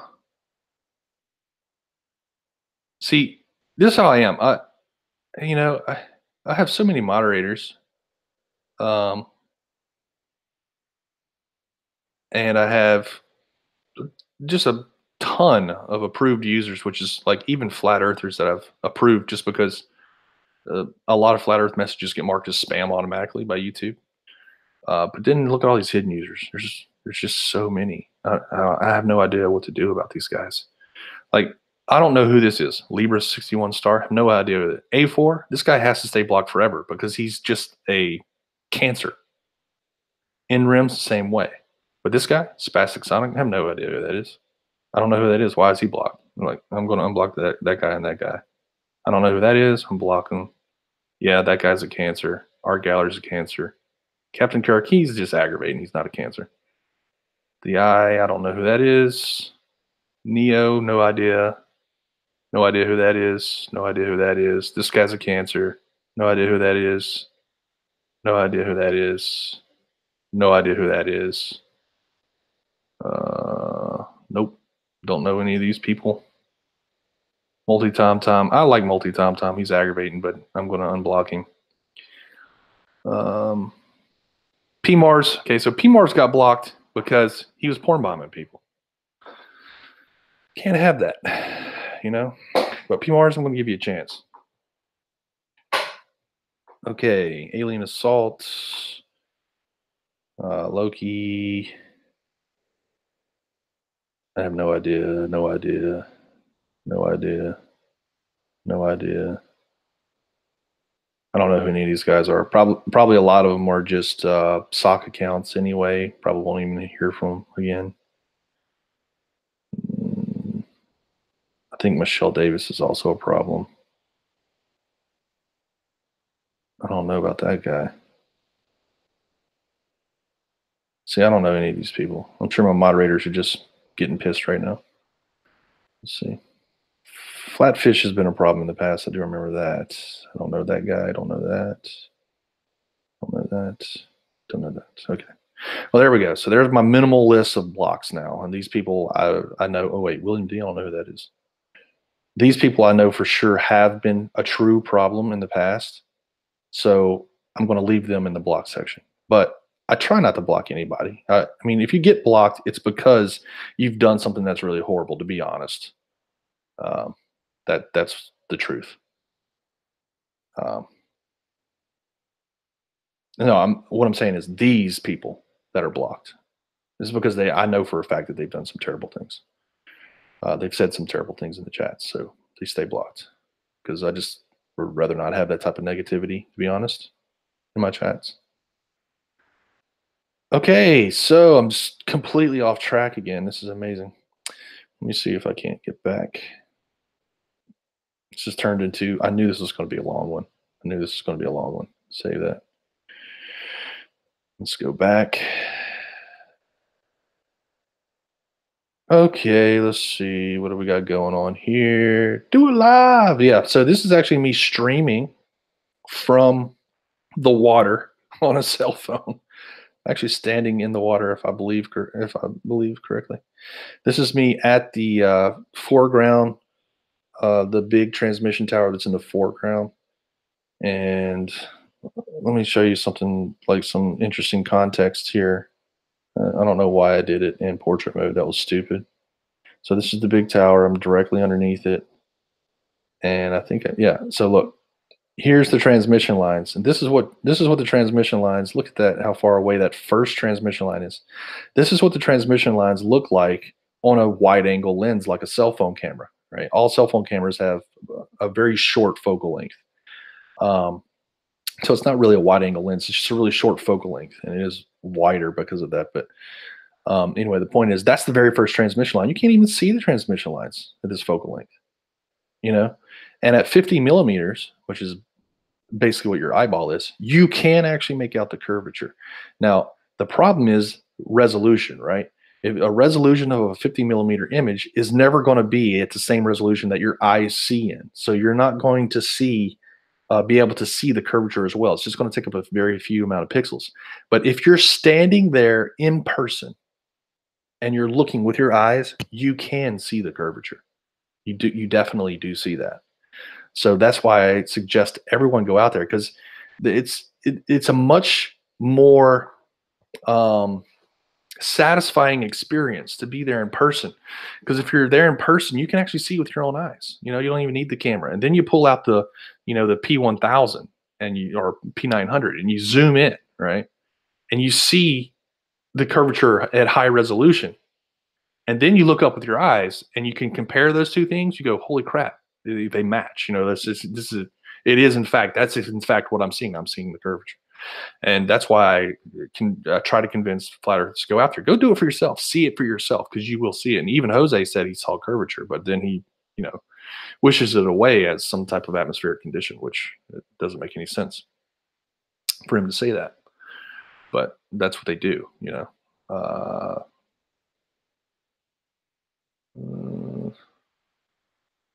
Earthshine, yeah. So now we're talking about the eclipse. This is August 2017. Talking about the eclipse and Earthshine. Of course, we have flat earthers that are just freaking, oh, there's no way it's fake, blah, blah, blah. Show me the raw, blah, blah, blah. And they started trying to dox people. They were literally trying to dox me during this process right here. They looked at the metadata on my images, and they found an author name, and they started trying to dox me during that process. These are the same people that that the flat earth, minions watch over and over. These people have no moral compass. Their ethics are just blown to crap. They're just not good people. And you're listening to them day in and day out. You're giving them the opportunity to propagandize you. You're giving them the opportunity to brainwash you, even though brainwashing is not really a thing. But getting into that cult mentality, this is how it happens, by just throwing propaganda at you over and over and over again, you exposing yourself to it willingly and non-critically. That puts you into this state where you just start believing what you're hearing, even though what you're hearing has been said 1,000 times. It's still wrong. And that's the problem that we have, is that these flat earth gurus are doing these live streams daily, and they're propagandizing gullible people. And there is just a well-known fact that if you hear the same thing over and over again, you become accustomed to it, you become used to it, you start thinking it's true. It just happens subconsciously. And unless you critically evaluate what you're looking at and what you're hearing, it's going to affect you to the negative. And that's what happens. These people will hear it, they'll start to believe it after they've heard it for the 100th time, and they never critically look at it, and they end up in the rabbit hole and they can't get out. And that's when you start getting crazy comments. Like, I get crazy comments on my videos all the time. Oh, you're a fraud, it's been proven. No, it hasn't. It's actually been proven that I'm not a fraud by flat earthers who have gone out and taken the same observations. Like, that's the whole thing. Where does that come from? Where does fraudly come from? That comes from these particular gurus, right? They keep saying it over and over and over again. It's ridiculous. Here's a 360 time lapse I did underneath the I-10 whenever me and Dandy were out there taking observations. That was a fun day. That was a fun trip. We're hoping to do it again this year. This time with a boat, hopefully. The mic's still coming through? Yeah, mic's still coming through. Okay. Man, so a lot is going on. Walter Bislin comes on the scene. He creates this amazing visualization tool. And Walter's stuff is so good that it's worth me taking aside. It's worth me going to his page here and showing you guys this tool, especially for new subscribers. If you've not seen this tool, you really should go check it out. Because what Walter has done is he has built 3D models of many of the major scenes that are in these, in these conversations with flat earthers. Obviously, a lot of my stuff is in those conversations. So he built a causeway model, and then he flew around in his model, and he overlays my images, and it's just like, how can you see? This is exactly what our model predicts. My observations validate that model. How can you see that and believe anything else? Like, it doesn't make any sense, guys. You can't, with a rational reasoning mind, see this and not realize that the evidence is in fact overwhelming. It is just overwhelming. So, yeah, I mean, it really, well, this is another moment, this is another moment during my channel where I went, okay, now it really is game over. Walter's built the causeway model.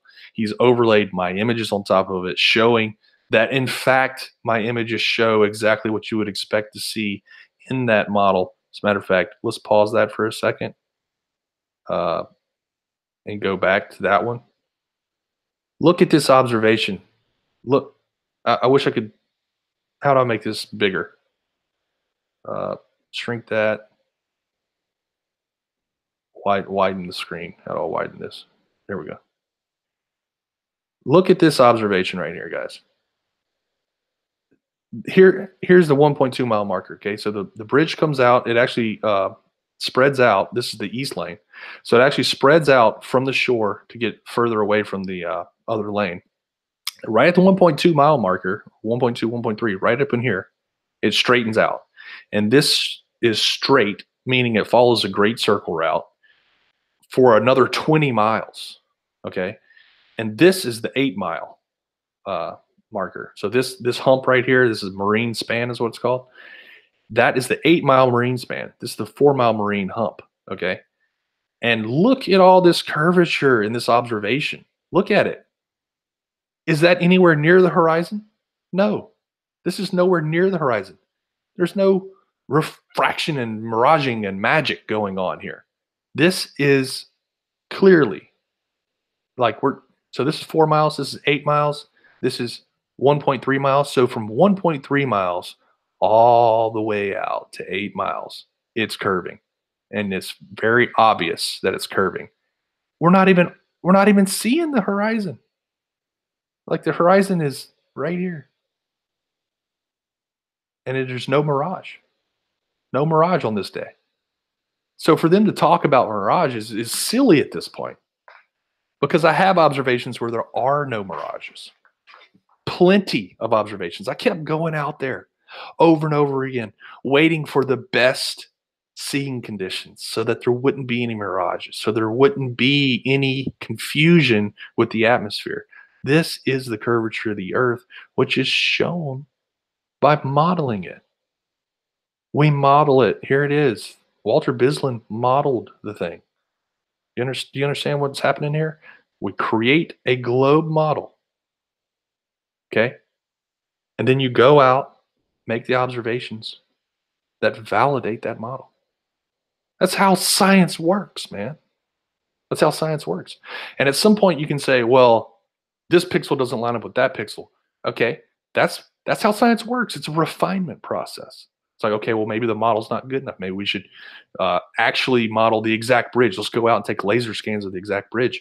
And then you figure out how to make your model better. But do we have to really do that? This isn't a scientific journey. This is a, examining cult mentality versus reality journey. Yeah, we could do that. Jesse actually has the equipment to do that. He could do point scans of this bridge. We could get an exact model, stick it into Walter Bislin's model, and it would look even better.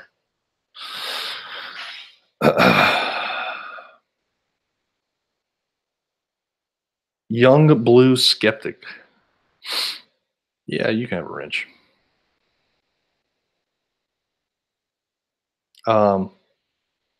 Bullionator, Nathan Grant, look at young blue skeptic. Tell me if he should have a wrench or not.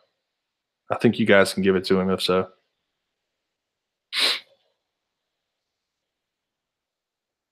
Or Requiem, if you guys don't mind, take a look at his channel. Or post the link or something. There we go. Okay. The idiot posted it for us. Oh, he's fine, Nathan? Okay. I'll do it. Add moderator. Okay. Young blue skeptic, you're a moderator. Might have to refresh. Not sure how it works. Okay, so going back. Okay, yeah, this is all just wildlife photography. I'm also interested in wildlife photography. You know, people don't come to my channel for that, but I really like it, especially using these high-powered telephotos that I have. It's pretty cool, man. You can get right up on these animals that you can't get anywhere near in real life. Uh, like this macro shot of this dragonfly. Um, I love stuff like this. I love doing stuff like this. Like I really like photography in general, and that's really what I like doing. But like stuff like that, I got that with a P900. Like that is so freaking cool to me. But I know people don't come to my channel for that. It's more about this is more of a skeptic channel. People want to see stuff like that. They're not really here for the wildlife photography. I understand that. It's fine, but you know what? It's my channel, and I'll post stuff like that occasionally because it's fun and I like doing it. And it's a break from the same old uh, crap that goes on every day with these flat Earth channels.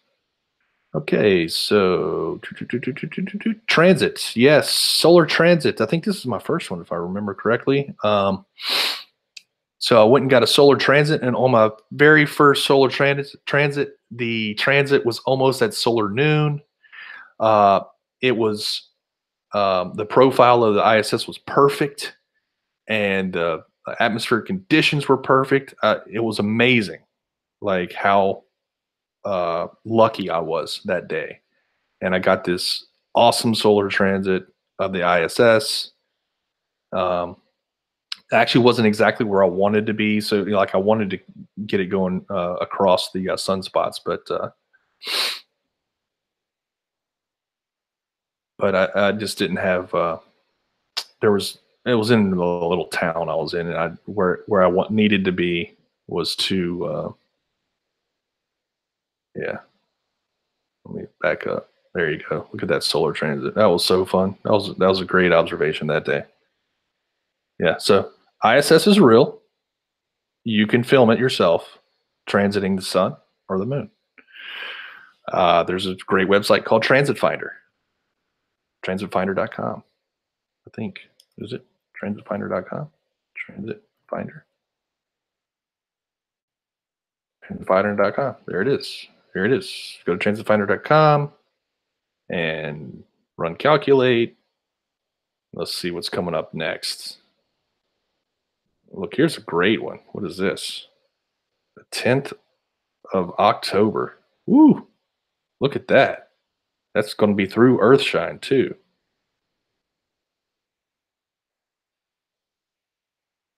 It doesn't show the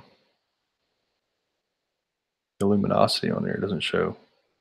I wonder if it should be. Will it be lit up? I guess should be lit up, right? What time is this at? This is at noon. Huh. Probably won't be able to see the moon in that case. Interesting. I might have to try and capture this observation to see what it looks like. Probably won't be able to see the moon very well during in the middle of the day with a little sliver like this. Probably not. This is almost close to new moon, so it'd be an interesting attempt at an observation. Not sure about that. Oh, is the stars the luminosity? I bet it is. Yeah. Let me see. What about this one here? September.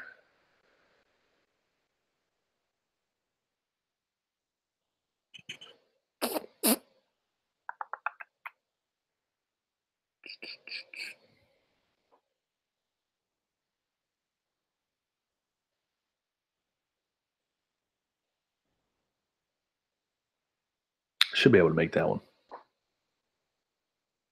Try and do that one. So yeah, anybody can go to this little thing here and you know go find a transit, go film it themselves. That's all you got to do. And looks like this one's going to be a good one. So I'm going to try and make this one 9/26. It's next this 2 Wednesdays from now, right? Yeah. What's today's date? Yeah, 2 Wednesdays from now. So, yeah, I'll try and make that one. That'd be cool. It'd be awesome if I had the P1000 by then. We'll see. Go back to this. Man, this has turned into a very long one. That one looks almost perfect for you. Yeah, it looks like it's about that time for me to start doing some transits again. Okay, let's keep going. Equinox test. Yeah, so this is me preparing for the Equinox challenge that Wolfie did, which I eventually ended up winning. And let's see. Here's my rig. And yeah, so actually, let's go to the next page here. So my rig was pretty complex last year for the Equinox challenge. I've kind of decided that I probably won't do it again this year because I'm unhappy with the tracking abilities of my telescope. It's not my telescope; it's my mount. So I've had nothing but problems with setting up the tracking with my mount. I've done everything I can possibly do to get it right, and it just drifts. It always drifts. Um, what I really need is an equatorial mount, and I've looked into it, and basically my decision was between buying a P1000 and buying the equatorial mount I wanted. They're both about the same cost. So until I can find another $1,000 that comes from YouTube land, because that's basically the stipulation my wife has put on my hobby here. I got my hobby has to make enough money to support itself. Until I can get more money from ads or Patreon or whatever, I'm just gonna have to wait on the equatorial mount. So I'm hoping for the spring equinox that I'll maybe be able to get enough funds together to get the equatorial mount I want. Once I have that, I will definitely be doing the Equinox again, because one of the things I really wanted to do was track the equinox for the entire day, and in doing the same thing that I did with the other one, where you actually see the angles, in on the telescope, some type of way to visualize the angles that you have it set up at, because that really makes it obvious that equatorial mounts completely debunk flat Earth, because the moon and sun do not fly around of this flat disk, on in a circle. That's not the geometry that we witness every single day. Okay, let's keep moving on. Winter is coming. Wait, hold on. Passed up a bunch of stuff. Oh yeah, here's my fall equinox submission. I think this is it. Wait, actually, there's a bunch of raw videos that I did, and then here's the submission right here. So this is the actual submission. I have 360 videos that I stitched together into the final video, but those 360 videos can also be found in here somewhere. I did post those 360 videos, so they're in there, and they're all listed. So you can just go check all those out. All the pre-test stuff I didn't list, but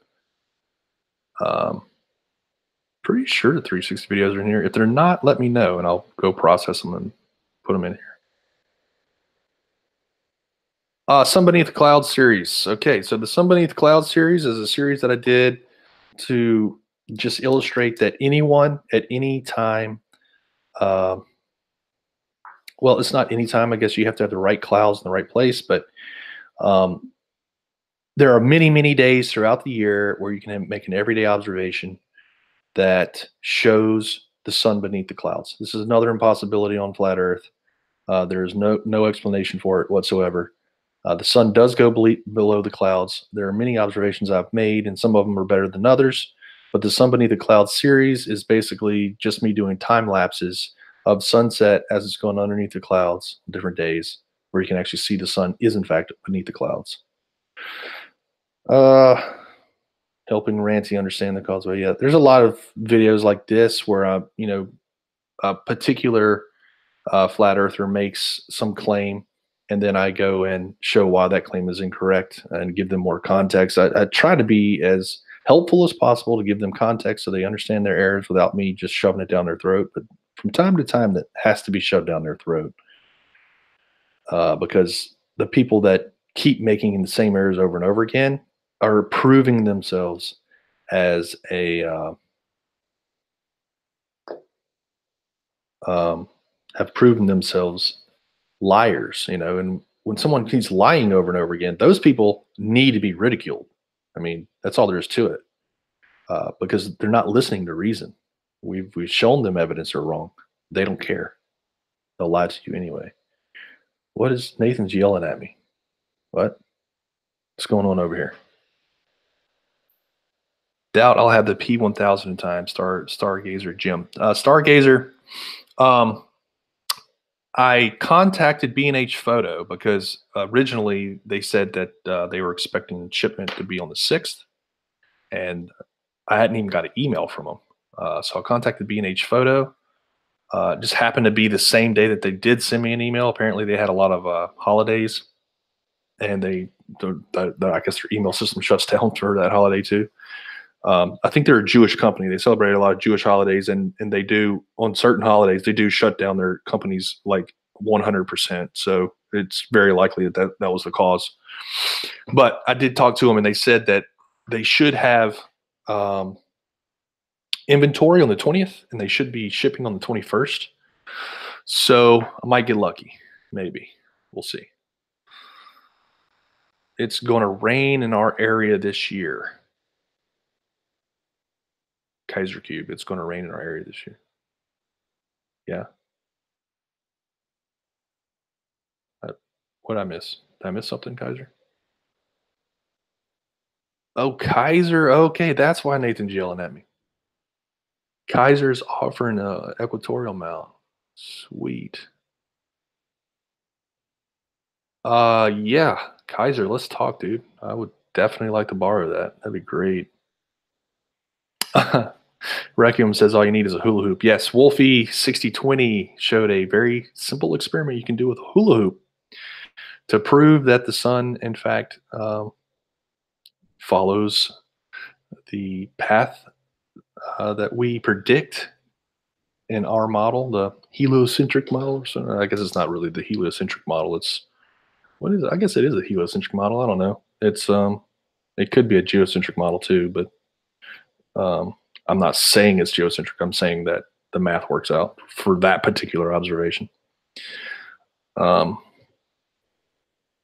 yeah, the arc in the path, the arc in the sky of the sun that our conventional sciences predict is what is going to occur, and that can be proven simply by using a hula hoop.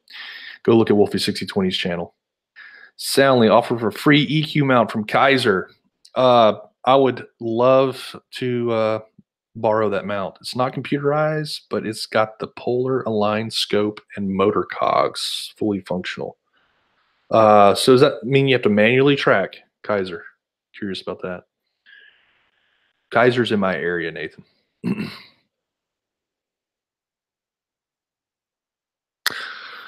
Yes, Requiem brings up Grandpa Soundly videos. Yeah, I brought those up earlier. I think there's more coming, but Grandpa Soundly videos, I really like. Grandpa Soundly is less nice than I am. I try to be cordial and gentlemanly, and Grandpa Soundly doesn't. So it makes for a fun time. Will it be expensive to ship? I think I just have to drive over to his house. Yeah, yeah. I live really close to Kaiser. I can just drive down there. I'll talk to Kaiser. I'll catch up with you offline.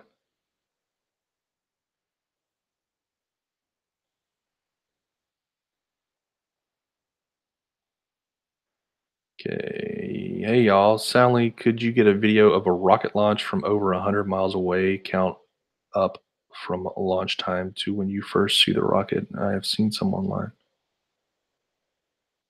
Uh, I think I'm too far away. Yeah, I'm definitely too far away from Florida. I'd have to. I mean, I could make a drive out. I was planning on making a drive out with Red Rhetoric one of these days. Red's going to be coming here for December, so I was thinking that at some point I would be able to catch up with him for a rocket launch. I really want to go see a heavy launch. I mean, it would be great to see any of them launch, honestly. But if I'm going to make a trip, it should be for a heavy. I don't know the next time they're planning on launching a heavy. So I'm not sure exactly when I'm going to do that, but I do want to go see a launch. 100 miles away. I think I'd like to be right there. But I don't know. I'll see. I mean, maybe the better person to ask that from Equinox Project is um, Astronomy Live or Reg Rhetoric, because those guys go to launches all the time, so they might be able to do something like that. Wolfie, I'm off track again here. Let's see. Conspiracy Cats. Hey, Conspiracy Cats.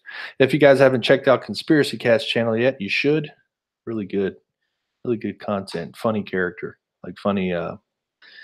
He's funny. It's just funny. It's a good channel. Hi, Conspiracy Cats. Thanks for coming.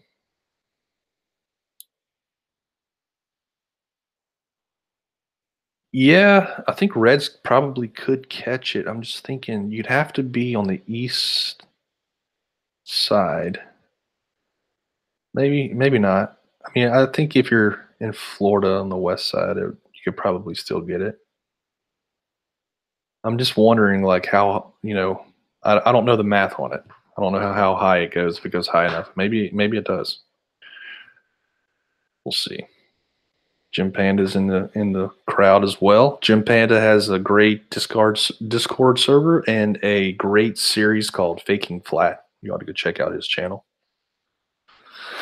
We ought to get Conspiracy Cats on the Discord. Jim Panda, he's in the chat right now.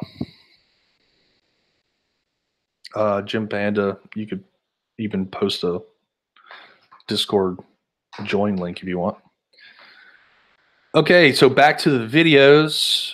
Yes, Somebody in the Clouds. Winter is coming. So this is last fall.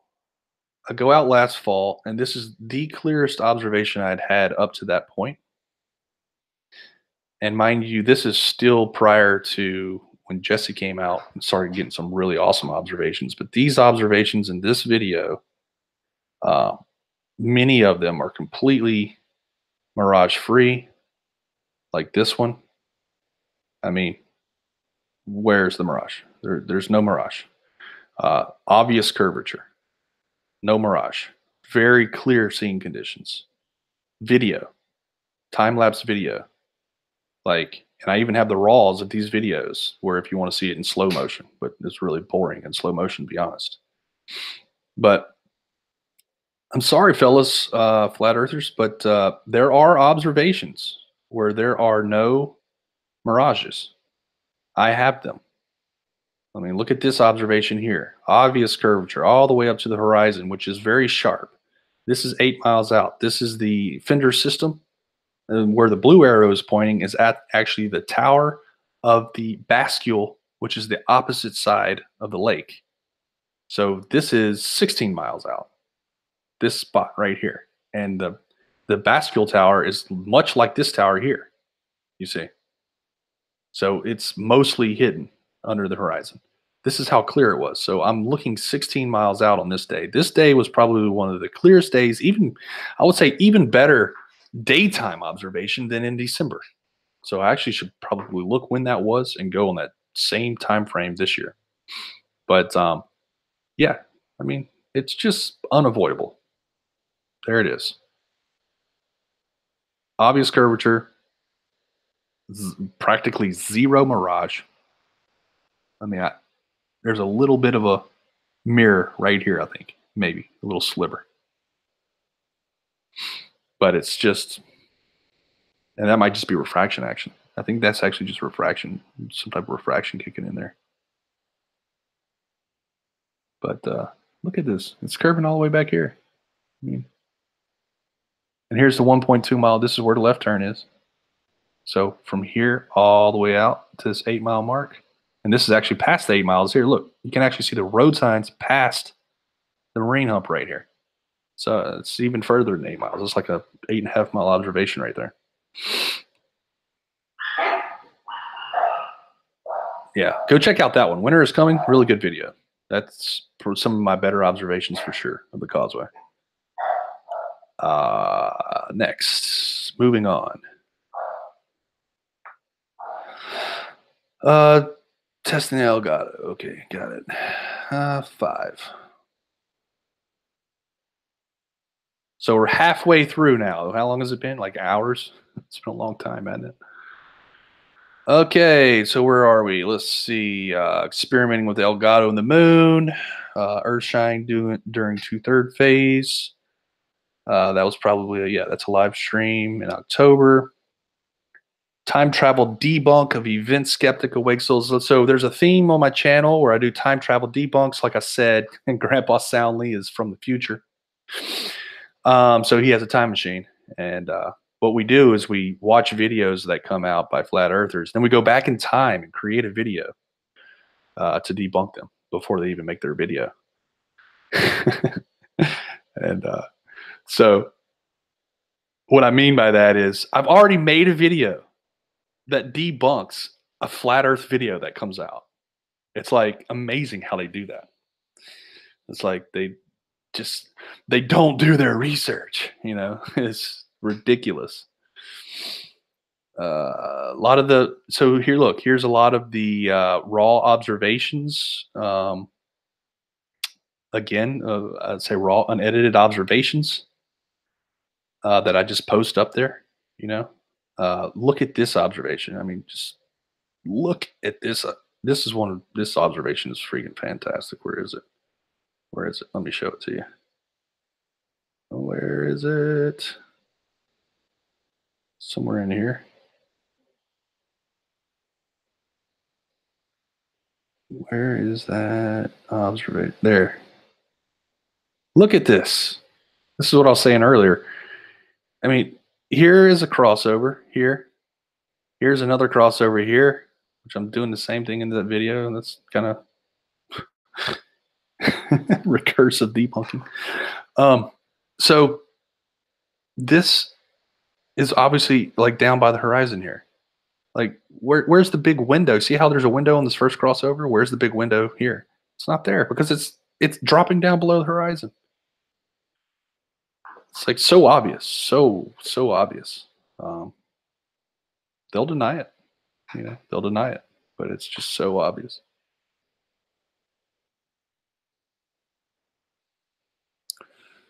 More of the Sun Beneath the Clouds series. You probably want to check those out. Little Tenses Bayou Live. Okay, this is when I was at the Little Tenses Bayou Live. This is one of these observations. I think it might have been this one where I did the barrel roll that I was saying, which is not actually a barrel roll. It's an aileron roll that somebody pointed out to me. Let's see if I can find the barrel roll or aileron roll or whatever. Yep, there it is. See it? Right there. And in this live stream, I've actually asked in the chat for somebody to give me instructions. Somebody said do a barrel roll. This is what I did right here. This does a number of things. One, it proves it's not a fisheye lens. Number one, the telephoto lens, you're just not going to expect to see any type of lens distortion in a telephoto lens. The longer the focal length, the less lens distortion you will expect to see. Because the way lens distortion works is exactly opposite of what telephoto lenses do. So there's a really good example. Wade's Underworld is here with us. Hello, Wade's Underworld. Make the mad.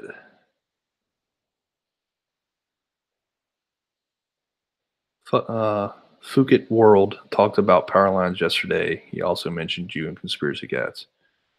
Um, yeah, Phuket World's talked about the power lines a couple times. I mean, there's a bunch of them that always talk about the power lines. They try and uh, create these clever word puzzles for flat Earth sheep to not be able to understand, and at the end of it, the flat Earth sheep think that they've actually said something when they haven't. To be honest, I don't really look too much at their videos anymore. Maybe I should. Maybe I should start trying to look again. I mean, I've done debunks in the past. I think Conspiracy Cats is doing a really good job with debunks. So is Simon Dan. Um, they've been doing a really good job.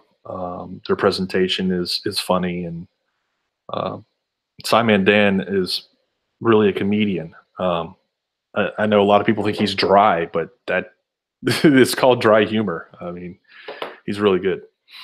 I like his stuff, and I really like Conspiracy Cat stuff too. So yeah, we have a lot of good content creators in the chat right now. It's pretty awesome. Make them mad. It's not really worth it. Yeah, yeah, yeah. I agree. It's not really worth it. It's fun sometimes. It's fun. Uh, but yeah, I probably will at some point look at it. Look at some stuff just to have a gag. Actually, you know what? Probably Grandpa Stanley will look at it. I probably won't, but Grandpa Stanley probably will.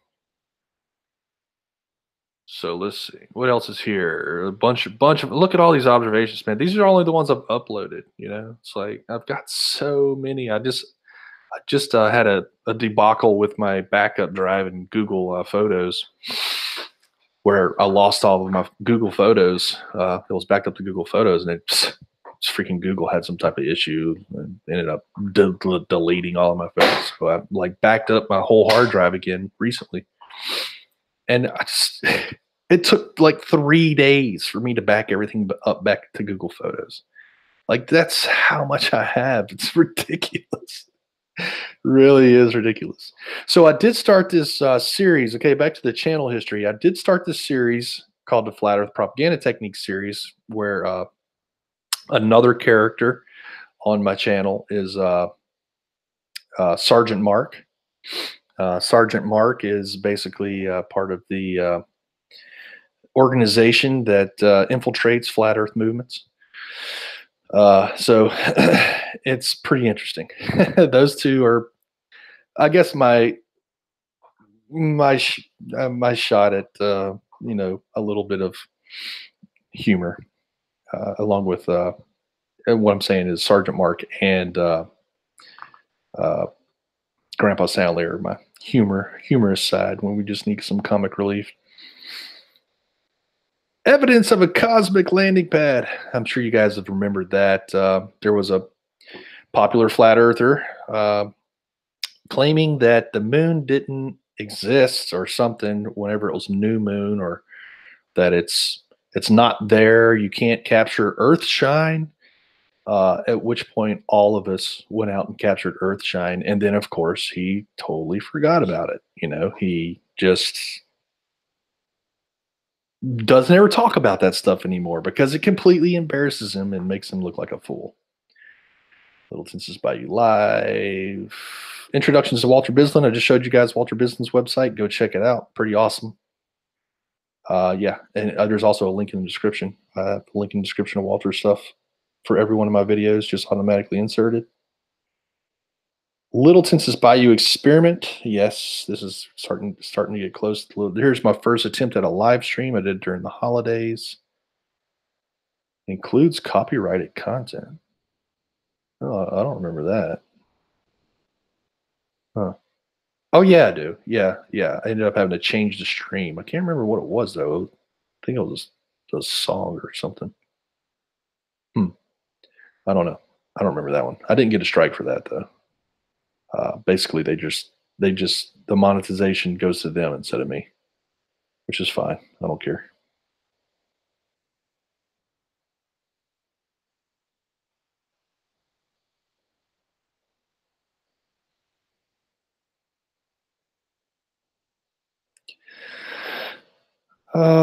Let's see. Little Tennessee Bayou Experiment again.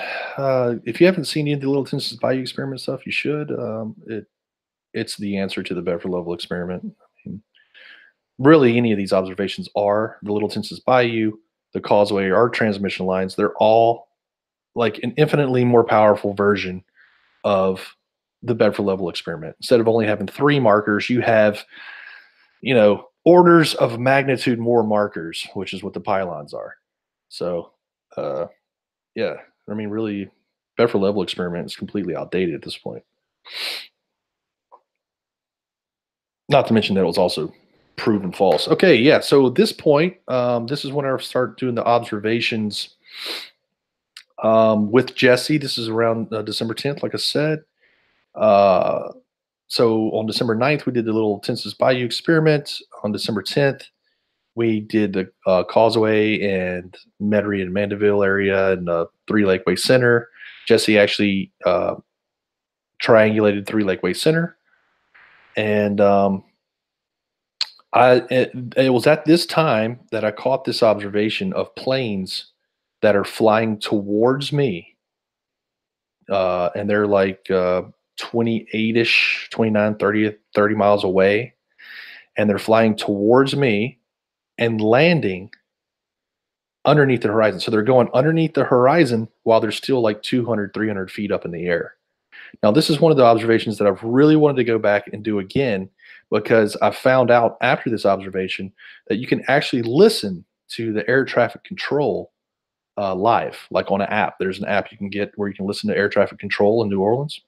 So if we could actually sync that up with the video, then you'd actually be able to know exactly how high they are whenever they go under the horizon, or at least a really good estimate of how high they are.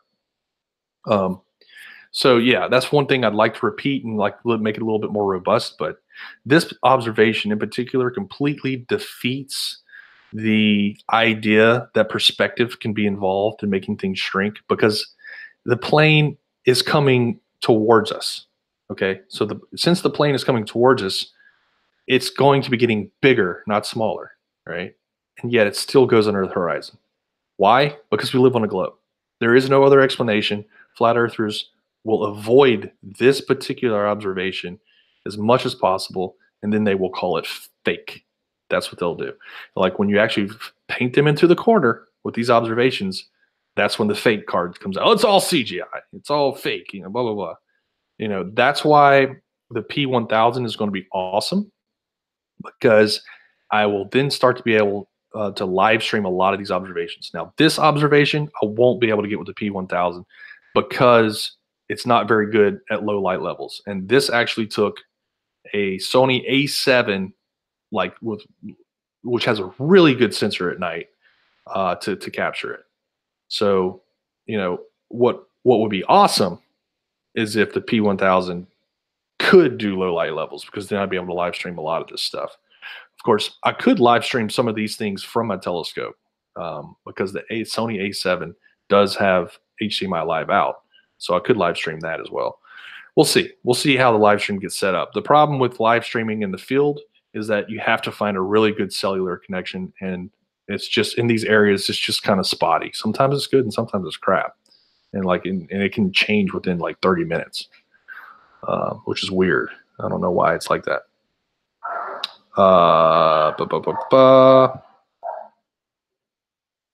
Let's see what this is. This is unlisted. Why is this one unlisted? Causeway 10. Unedited video of the Causeway from the 15th floor of the Marriott. Let's see. Let's see this here. Yeah, here you go. So here's the video I took from the 15th floor of the Marriott. You can tell that on this day, during the day, it was still kind of hazy. Once the night rolled around, it actually cleared up for us. But what I'd really like to do is go back and take this observation on a day like that previous video I showed you where I said winter is coming, that video. On that day, it was so clear that if I would have had access to the 15th floor on that day, it would have been an amazing observation. So Yeah. I mean, this video right here is another one of those moments where I went, okay, this is it. Flat Earth's over. You know, I mean, there's no denying this. This curvature is obvious, right? And so then the next thing to do from here is, okay, let's go to Walter Bislin's page here. All right. And let's skip ahead. There it is. There's the same observation. And here's my still photograph. All right. So it's predicted. It's predicted by the model, and I've observed it. And here's the video, right? Here's the video to see it. So anyway, let's see what's going on over here. Let's see, blah blah blah.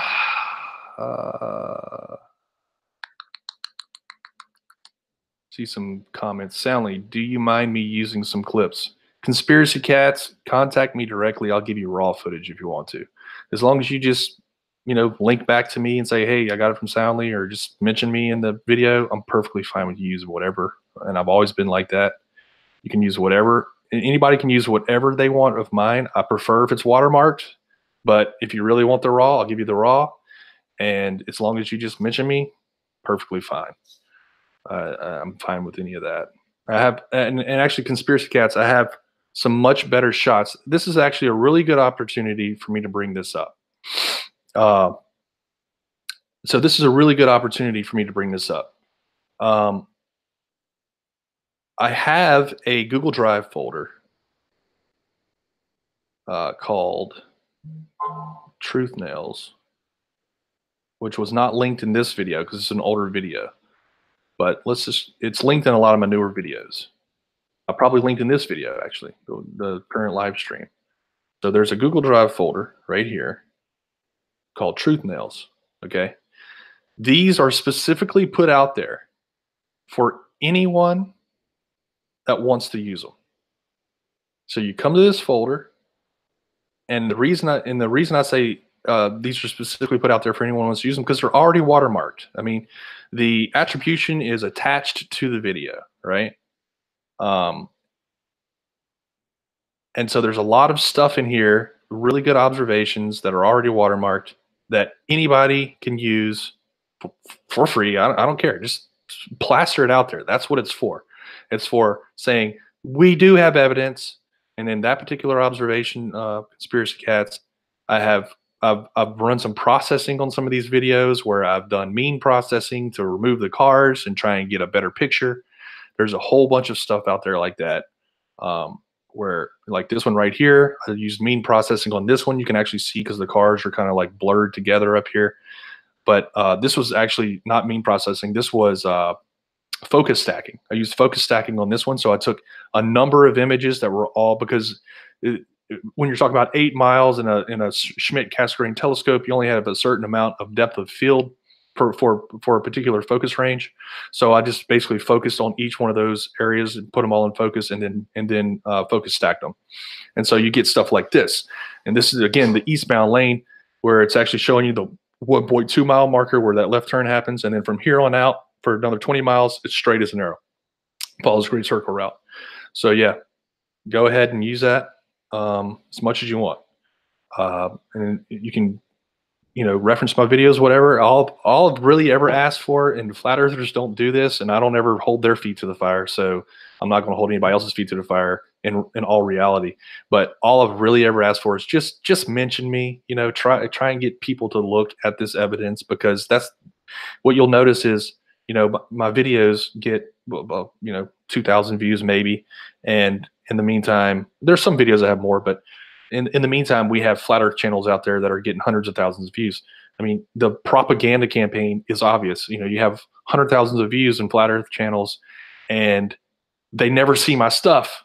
It's like, I feel like if those people would see my stuff first, then they would be immunized. And it's not just my stuff. You got Sly Spark Kane, you have Sean Hufford, you have Reg Rhetoric, you have Cy Strike, you have Jared. I mean, there's just there's a whole bunch more that I've forgotten to mention that are all kind of in our little crew, that just have so much content out there now. There's just so much content that shows with really straightforward observations that the Earth is in fact a globe, and there's no excuse. Okay, yeah, here's when the live streaming started up, like big time, right? And I actually had a lot of interaction. Went a whole 126 hours here, and notice this: 7,000 views, 8,000 views. Like, it's just, unless we can somehow manage to get the same amount of view counts as these flat Earth propagandizers, I don't see how we can compete with them. To be honest, it's just we're trying, but where are we going wrong? Why is it that they get so many views? My theory has been it's because they're the train wreck. People like watching the train wreck. Um, anyway.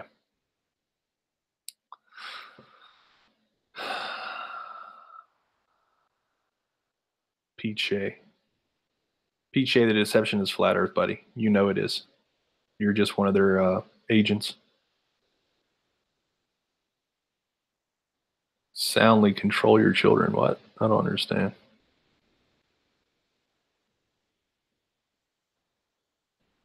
I totally missed that conversation.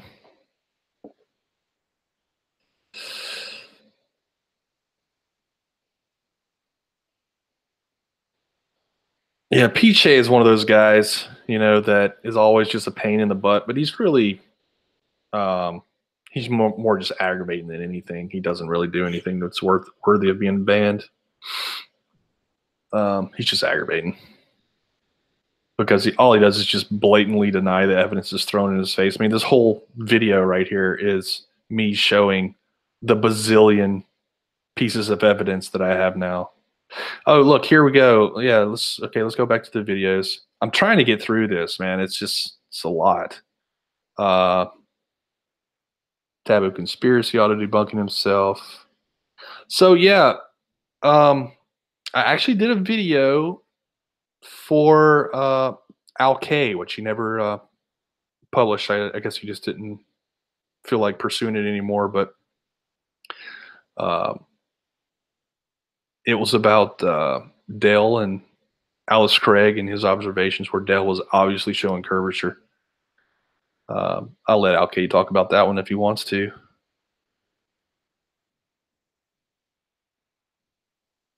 44 seconds of Mardi Gras. I went to the Mardi Gras last year, and I was just putting that out there.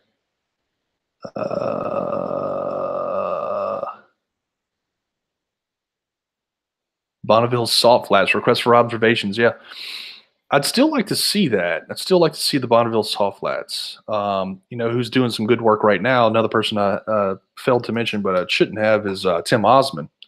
Tim Osman's been doing some good work out on Salt Lake, out at Salt Lake City, across the Great Salt Lake. He's, showing obvious obstruction, kind of the same way I did with New Orleans, and the way other people have done with Toronto.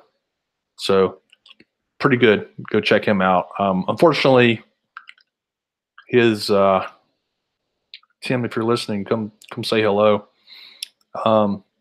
Unfortunately, his screen name is two symbols, but I think if you search for Tim Osman, you'll find him.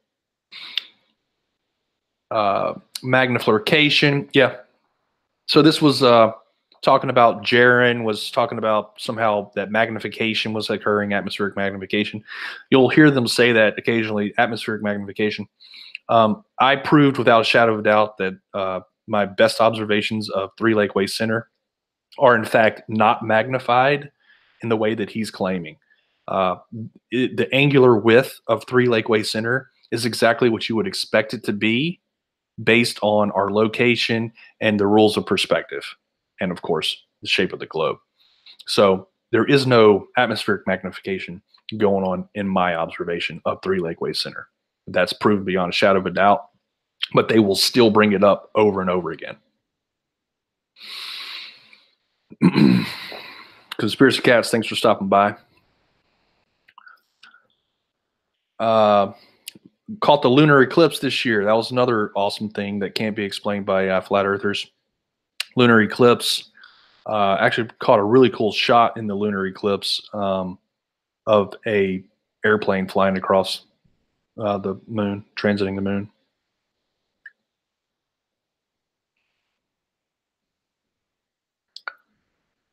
Lunar transits. Yes, got my first lunar transit. Got that one at 120 frames per second, I think. Did I? No, I don't think I did. I think I got it at 4K. I had to make a decision between 4K, 60 frames. Let me see. Can't remember. Might be 120 frames. What's the resolution on this puppy? Does it say on here? Okay, I don't know.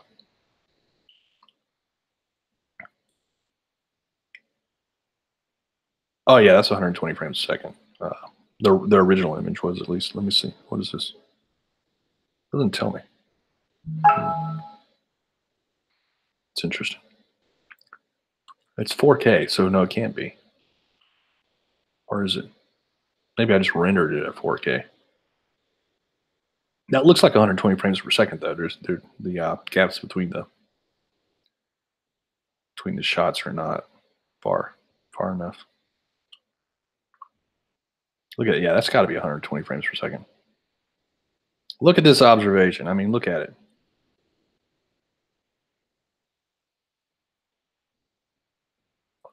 Crisp, man.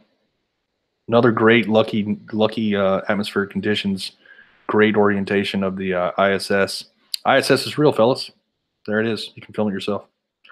Moving on. My God, this is going to turn into like a 3-hour hangout. Let's see here. Lunar eclipse. More live streaming. Holy perspective. This is whenever Jaron was going after Jesse Kozlowski. He's crazy.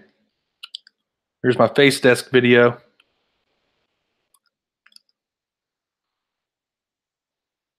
This is just here's some comic relief for you guys.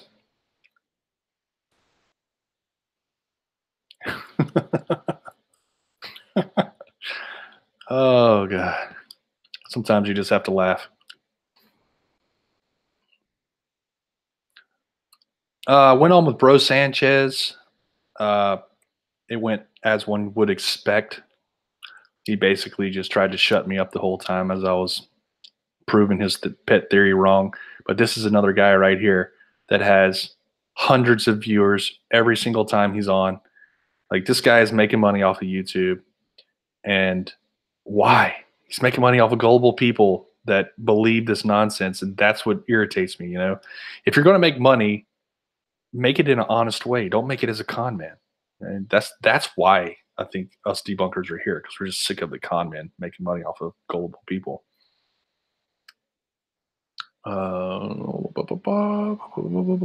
More streaming, predictions of looming. Yeah, I actually predicted a looming condition based on the weather conditions. Went out and took photographs and photographed looming conditions of 3 Lakeway, which, by the way, even in looming conditions, it was still obstructed by the horizon.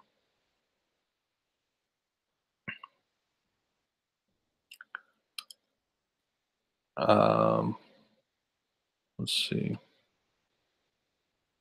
Walkera. This is when the Walkera stuff started coming in.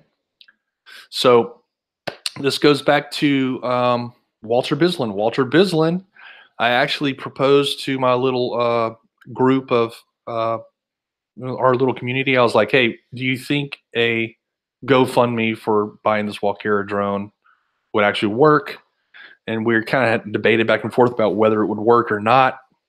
And then out of the blue, Walter Bislin says, hey, I'll buy you a Walkera. And I'm like, what? So I have to throw props out to Walter Bislin again for funding the Walkera Voyager 4.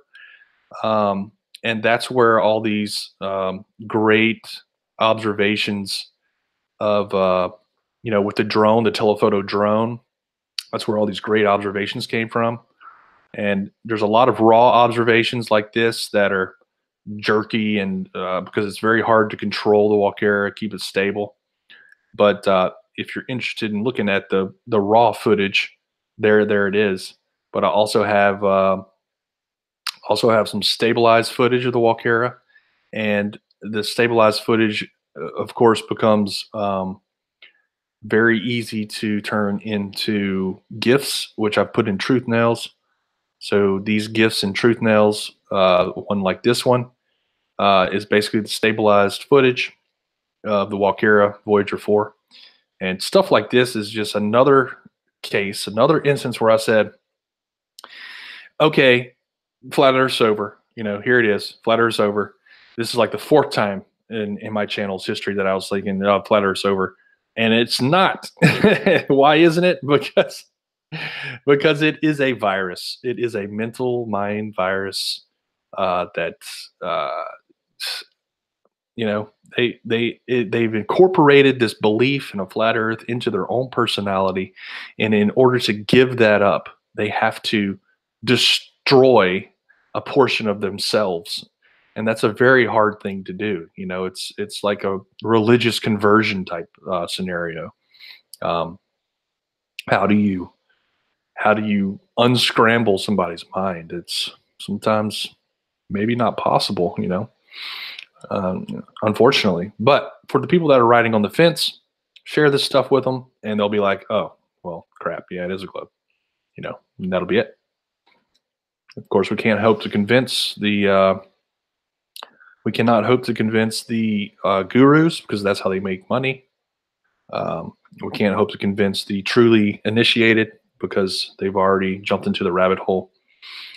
And that's, unfortunate, but all we can do is just keep producing the footage and hoping to prevent people from falling into the rabbit hole, help people that are sitting on the fence. I have all this unedited drone footage on my channel. Like I said, anything I usually put into a video, I put the unedited stuff on YouTube as well around the same time, just so it's easy to keep track of. Makes things easier for me whenever I'm going back and looking for a particular video, unedited video. I can just come to my channel and look here and go, okay, I upload this on March 14th, so I can go look in my hard drive and see, around March 14th is probably where I'm going to find that file. I also put the name of the file typically. Did I put the name of the file on these? Probably. I probably did in the description, I imagine. Yeah, see file. The file name's right there.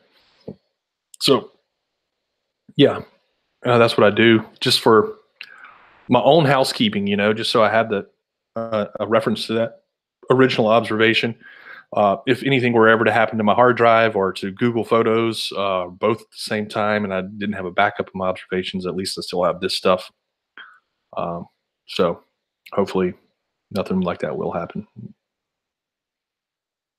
And then we come to the latest stuff, observations and formal reasoning.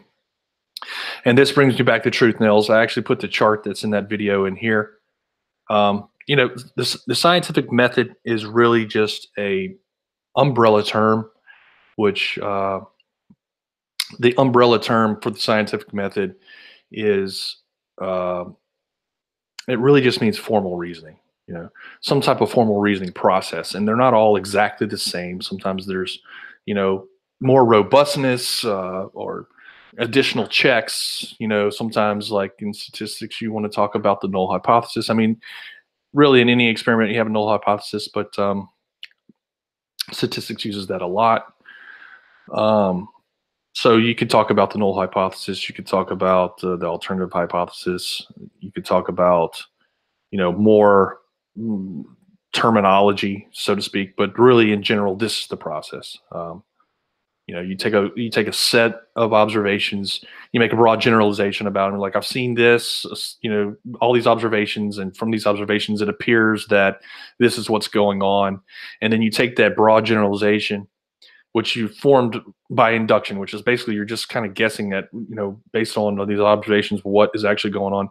Then you form a formal model, right? And in forming that formal model, you can then start talking about what expectations we should have from that model, and then how to generate a hypothesis that you can test, and then you test that hypothesis, and ultimately what ends up happening is you have this hypothesis that gets tested, and it's either rejected or supported. There's also a null result, but um, that's that's, like I said, that's just more details. But if that hypothesis is rejected, at that point you have to say, okay, my model is not exactly right in this, for this particular area where this hypothesis is being tested. So I have to start over. I have to start over with my observations, go through my broad generalization, and then come up with a new model. Um, and that process is a refinement process that science does. And what science doesn't ever say it's proven beyond a shadow of a doubt. What it says is, science says we have refined our model so much to a point that our observations of reality, all of our observations of reality, this is the ultimate goal, is that all of our observations of reality match our model, right? That's where we're trying to get to. That's what the whole scientific refinement process is. We keep trying to refine our model until we have a model that can in fact predict what we see in reality, and the observations match the model matches observations, and that's how science works. Now, when you want to talk about absolute proof, now you're in the world of mathematics. Mathematics has deductive proofs, and there are absolute proofs for certain things that we know, like the Pythagorean theorem, for example. There is a deductive proof. It's not just a deductive proof. There's hundreds of deductive proofs for the Pythagorean theorem, and there are other theorems, obviously, that are proven. So in mathematics, a theorem, right, isn't a theory. It's something that has been proven and deductively. So it's like, absolutely, we know this for a fact. In the scientific world, we have models that get refined, right? They've been proven colloquially by the fact that they match reality, but it's not an absolute proof. That science doesn't do that. We don't talk that way in science, and you shouldn't expect it. But whenever flat earthers say, "Prove it to me," you can point them to this process and say, we have proven it. We've proven that our model matches the observations of reality, and observations of reality match our model. That's what we've proven. So it is proof, and we do have it. And unfortunately, what happens with flat earthers is they don't even get through this broad generalization here. They go from observations and then incorrectly generalize those observations. Like they don't even make it here. They definitely don't have a model, which they admit to. So how can they ever claim to use a scientific process or a scientific method or any type of formal reasoning process? They don't. They don't reason. And that right there should just completely invalidate all of flat Earth, because they don't reason at all properly. What they end up doing is they end up either jumping down into this rabbit hole from this direction or from that direction. And there's actually a actually, this is my old sheet, because there's actually another route where they just go straight from an observation to incorrectly generalizing. They look at something that's curved and they go, it's flat. Boom, straight into the rabbit hole. So yeah.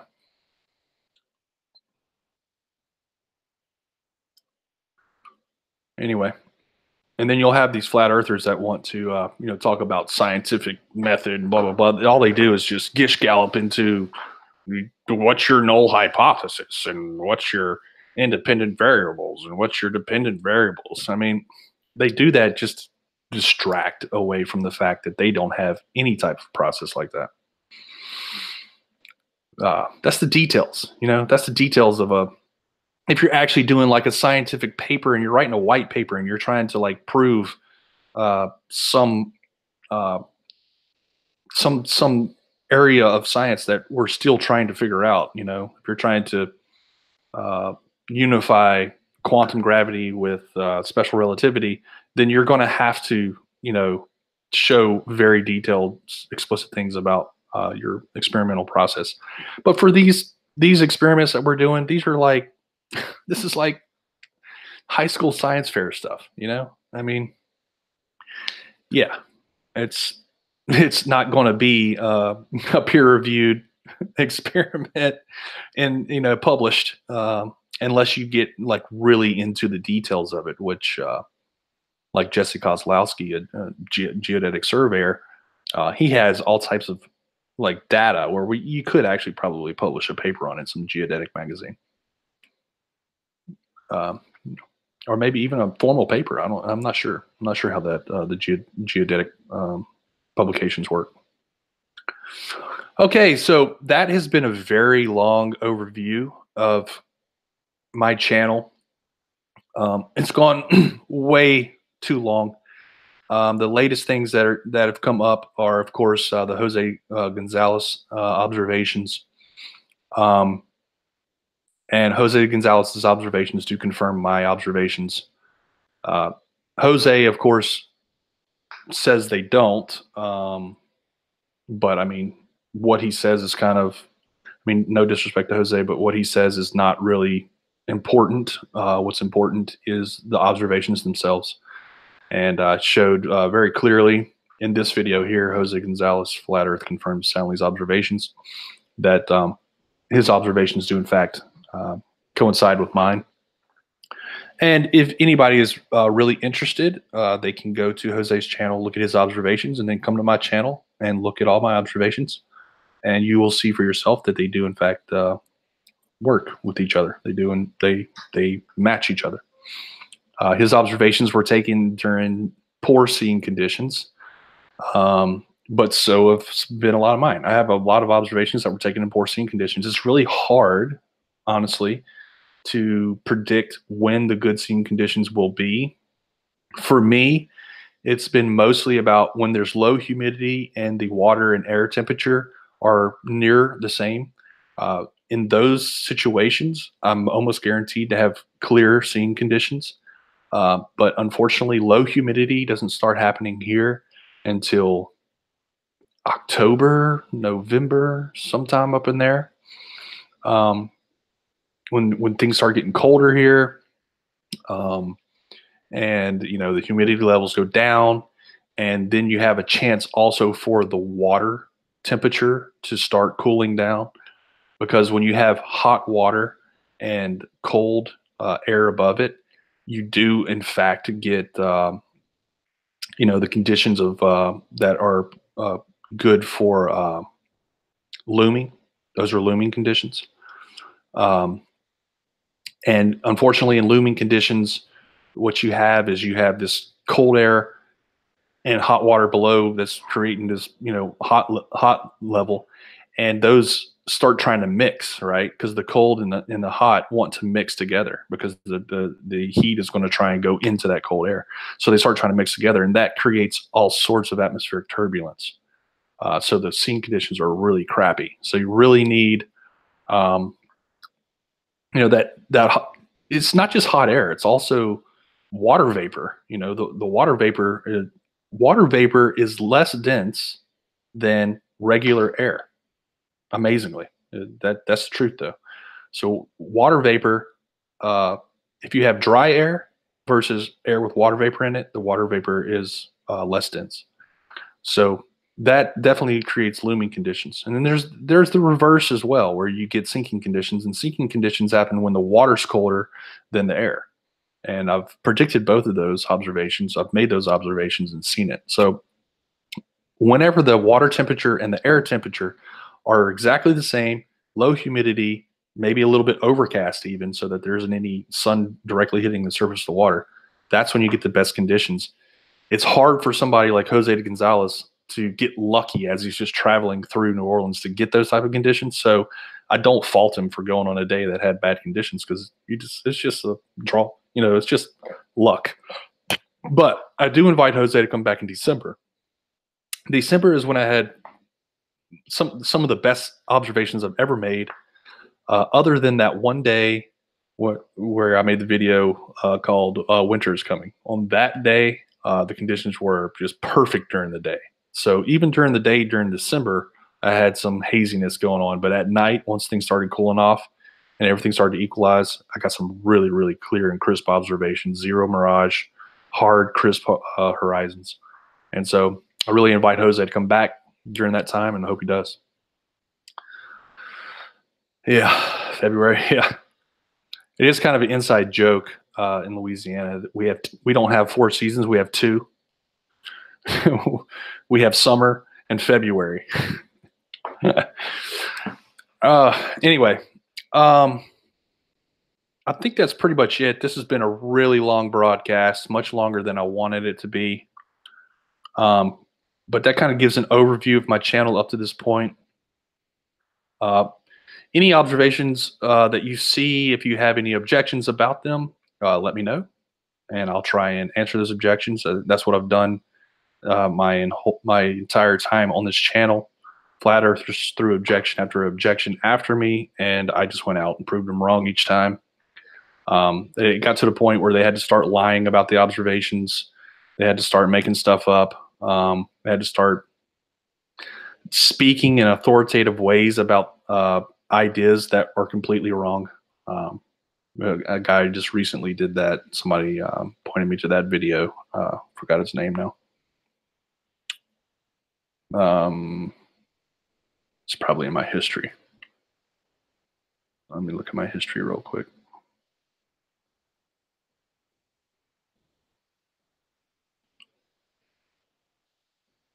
Oh, where's my history here?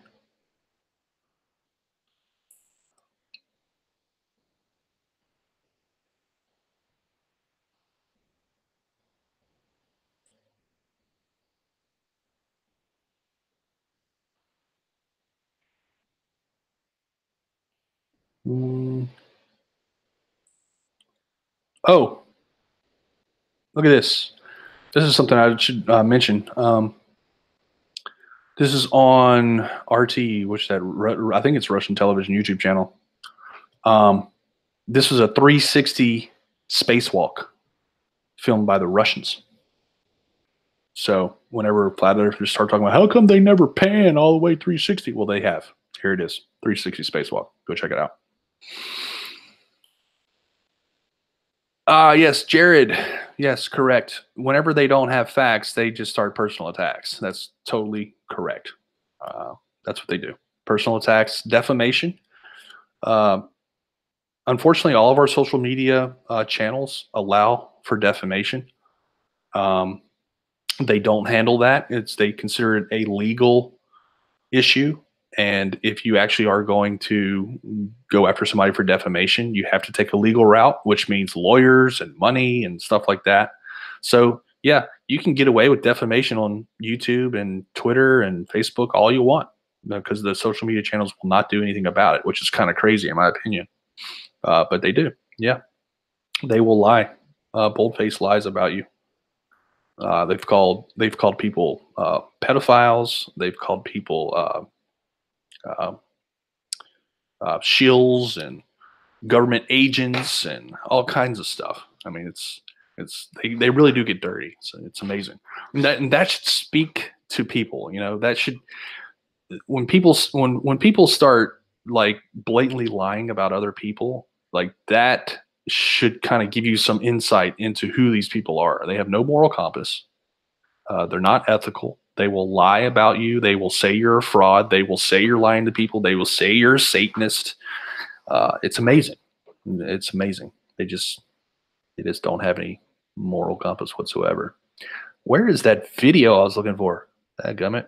I'm about to come look at the chat, guys. I know it's going off over there, trying to wrap this thing up. Dang, where is that video? I watched it. I must have watched it on my personal YouTube channel. It's not in my history. Anyway, there was a video that I was planning on looking at today and maybe doing a Grandpa Soundly video on it. I think I am going to do a Grandpa Soundly video today, but not sure yet.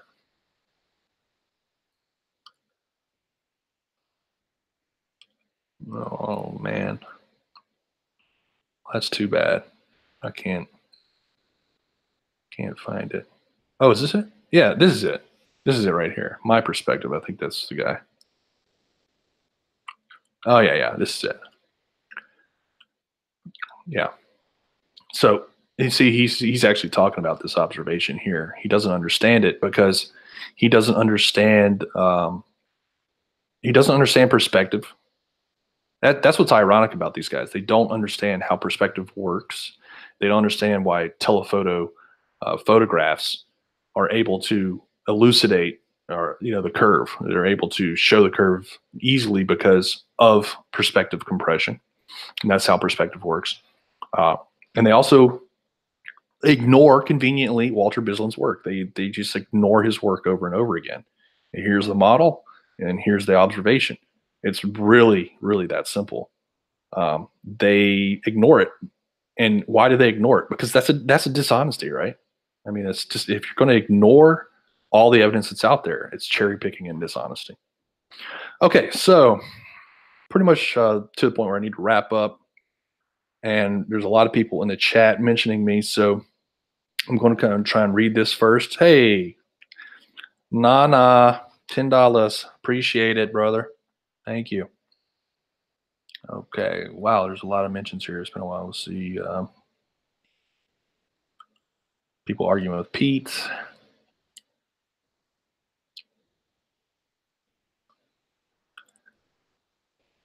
Yeah. So I do have a year in review for 2017. It's called Truth Hammer. I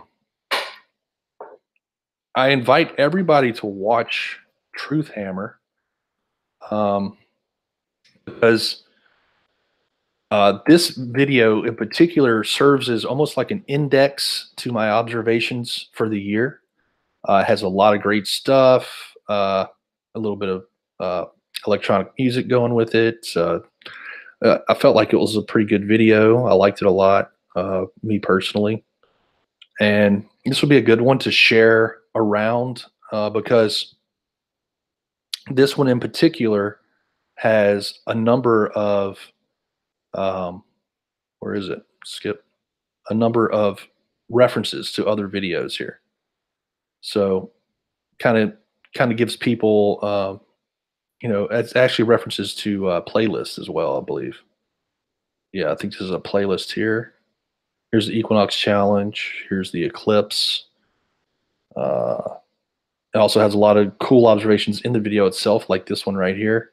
I mean, this is one of those everyday observation videos that I've pulled in. I mean, look at this shot. It's amazing. I mean, the shadows of something, the sun is hitting something in the foreground that's casting these shadows, probably another cloud. In the meantime, you can see the beams coming up and underlighting these clouds. Completely impossible in flat Earth. So,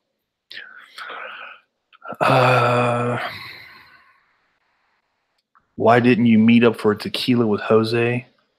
Pete, just comments like that you kind of rub me the wrong way.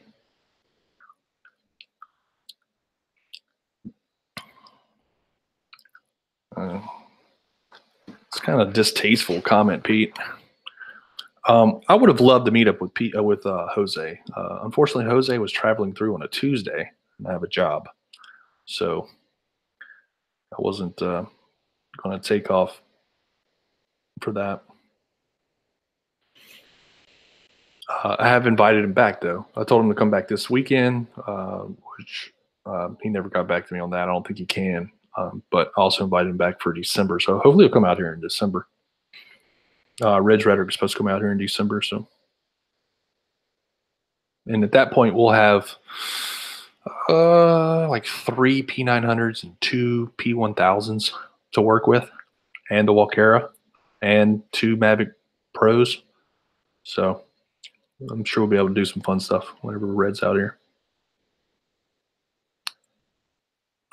Okay, I'm just going to look at my mentions. So Stanley has to wait for colder conditions for the right shot. No, Pete, I don't have to wait for colder conditions. That's just when the seeing conditions are the best. I've actually taken shots year round in all seasons, which you would know if you actually watch my videos. So I've actually taken shots year round in all seasons, and in all those seasons, the curve is there. Of course, the seeing conditions are better during different seasons. Whenever it's humid, seeing conditions are bad. That's just how reality works, Pete. But it doesn't mean I haven't got the observations at other times. I have. I've got observations all throughout the year, and the curve is consistently there, which means it can't be due to atmospheric conditions. Okay. Pete is a stalker. That's what you'll notice a lot about these flat earthers is that they stalk people, and they just troll them and stalk them and blah blah blah. And then they say stupid shit like this right here. Soundly has to cherry pick. That is the most ignorant statement you could make, Pete. And I'll tell you why. Because I just showed you a whole 2 years worth of observations. I have thousands of observations in every season. So this statement right here is either you trying to trick people and lie to people, or just complete ignorance. And either way, it makes you look to be a bad person. I mean, that's all there is to it. Let's see.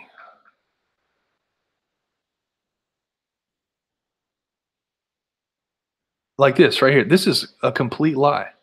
Jose said you called his mother a taco loving Mexican woman, Soundly. Bad form there. What? See, why would you even say stuff like that, Pete? That's a complete 100% lie. That right there is defamation. This is exactly what I'm talking about with flat earthers. Never said anything close to that. You're the one making off-color comments about having a tequila with him.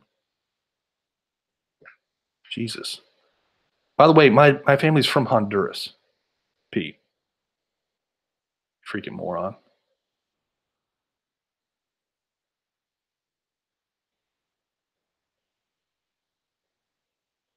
Sally has never been debunked, Chris. Sorry. That's not correct.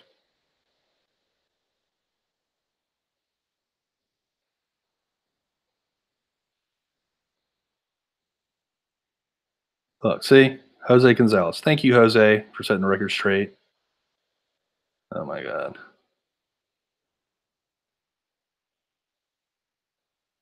Can it be faked? Can what be faked? Flat Earth? Yes. Flat Earth can be faked. They do it all the time.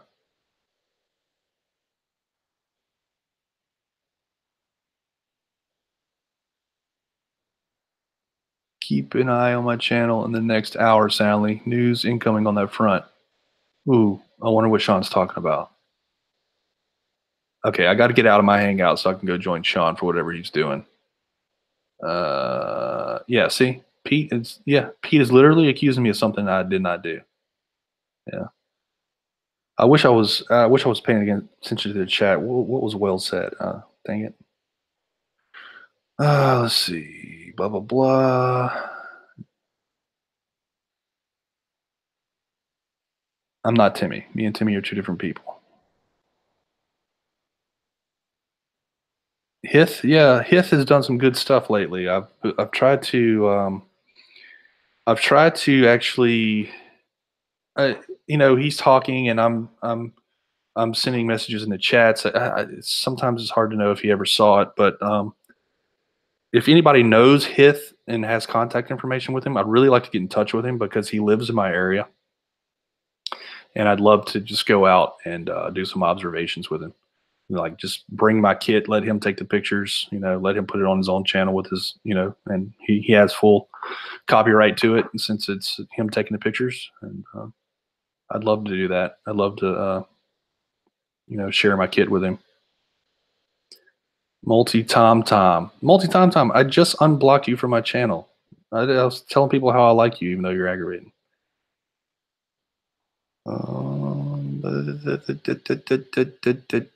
Dick Holman. Sounds good, Sally. See you there.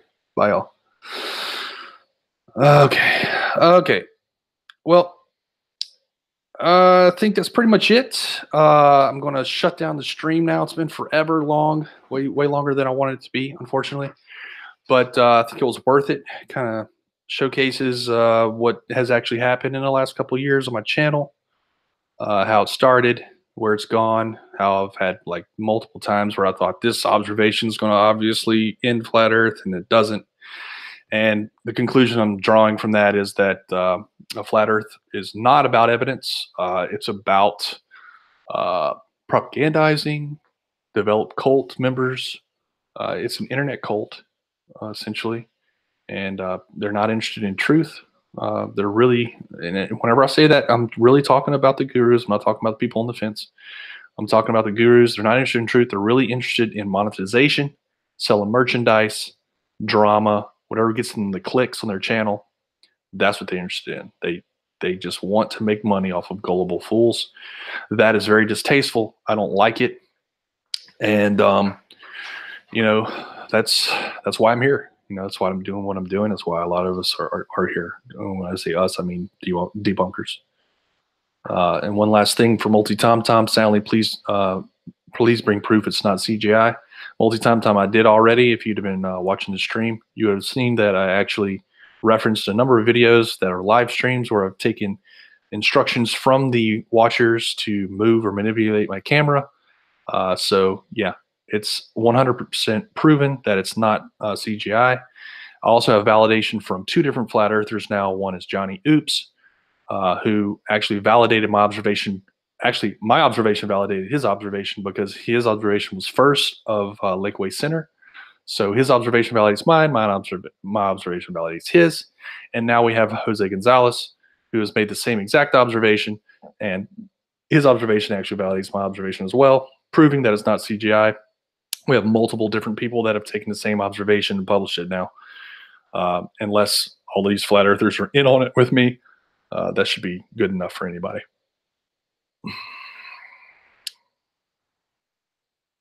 NASA, here's another thing that people, flat earthers, say over and over again, is that NASA admits you can't see the curve. That is a blatant lie. NASA does not admit you can't see the curve. NASA provides live streams from space that show the curve. And he's probably saying stuff like, people like Neil deGrasse Tyson talk about not being able to see the curvature of the horizon at lower levels. That's true. That is what they say. But we're not talking about the horizon. We're talking about two different types of geometry. There's basically two curves we're talking about, which get conflated by flat earthers over and over again. One is a great circle route, and the other one is the horizon. Those are two different types of curves. They are based both on the geometry of a sphere, but the horizon is not going to appear curved on a sphere at lower altitudes. That is a prediction of the globe, combined with knowledge about our own angular resolution limits as human beings. And so we're not going to see the curve. That is a prediction. So whenever we see a flat horizon, that actually validates our model, which again, we can go back to Walter Bislin's model here, where you can see that the horizon looks flat. That's what you expect to see. The great circle route, though, however, you're not going to have the same problem. It's a different type of geometry, and I've actually mentioned this a number of times. There really is no excuse for you, Multi-Tom-Tom, to continue to state that same thing over and over again, because I've told you this directly many times, and these are the reasons why you get banned, because you keep lying over and over again to people. Whenever we've actually shown you directly, you specifically, Multi-Tom-Tom, this graphic here. Let me find it real quick. I think it's actually part of this thread. Nope. I'm going to find it in my media. It's probably the easiest way to find it. There's a graphic of this that actually I believe I got from Nathan Grant originally. Somebody else made it, and he referenced me to it. Yeah, this graphic here. So this actually illustrates the two different types of geometry we're talking about. The outer edge of this cone right here is the horizon, where the observer's line of sight meets the surface of the Earth on a tangent. And that horizon is all at the same altitude. So it's going to be a flat disk. And that flat disk is not, you can't really see that flat disk until you get high enough to tell you're looking down on a flat disk. And that's very, very high. So that's what Neil deGrasse Tyson's talking about, where you can't see the curve from the ground. However, if you're standing on this red circle, which is a great circle route, and there's a structure that goes across that red circle route, you will see the curvature there. That is also part of our geometry, is part of our model, is part of our predictions. So basically, multi-time time, you're flat out wrong.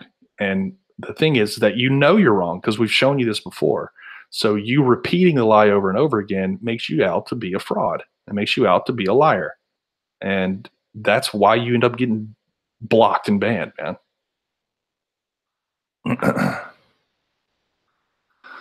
Kaiser Cube. Sorry, after the 17-mile lie, they calling you a joker soundly. You need to time out. Yeah, I mean, I don't disagree. I mean, multi-tom, this is why you get timed out. This is why you get blocked, dude. Just stop lying about stuff. That's all there is to it.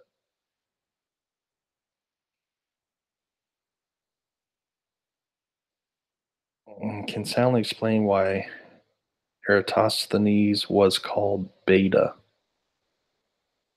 I'm unaware of him being called Beta. I have no idea what that means.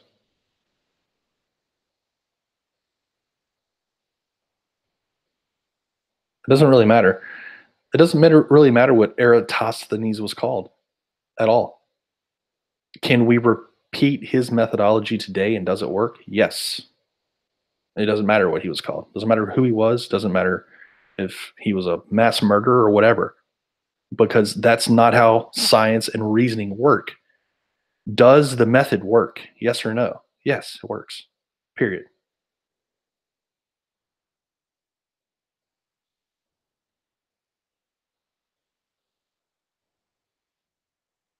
Jermaine Williams, $5. Thank you very much. Appreciate that, man. All right, I think that's pretty much it.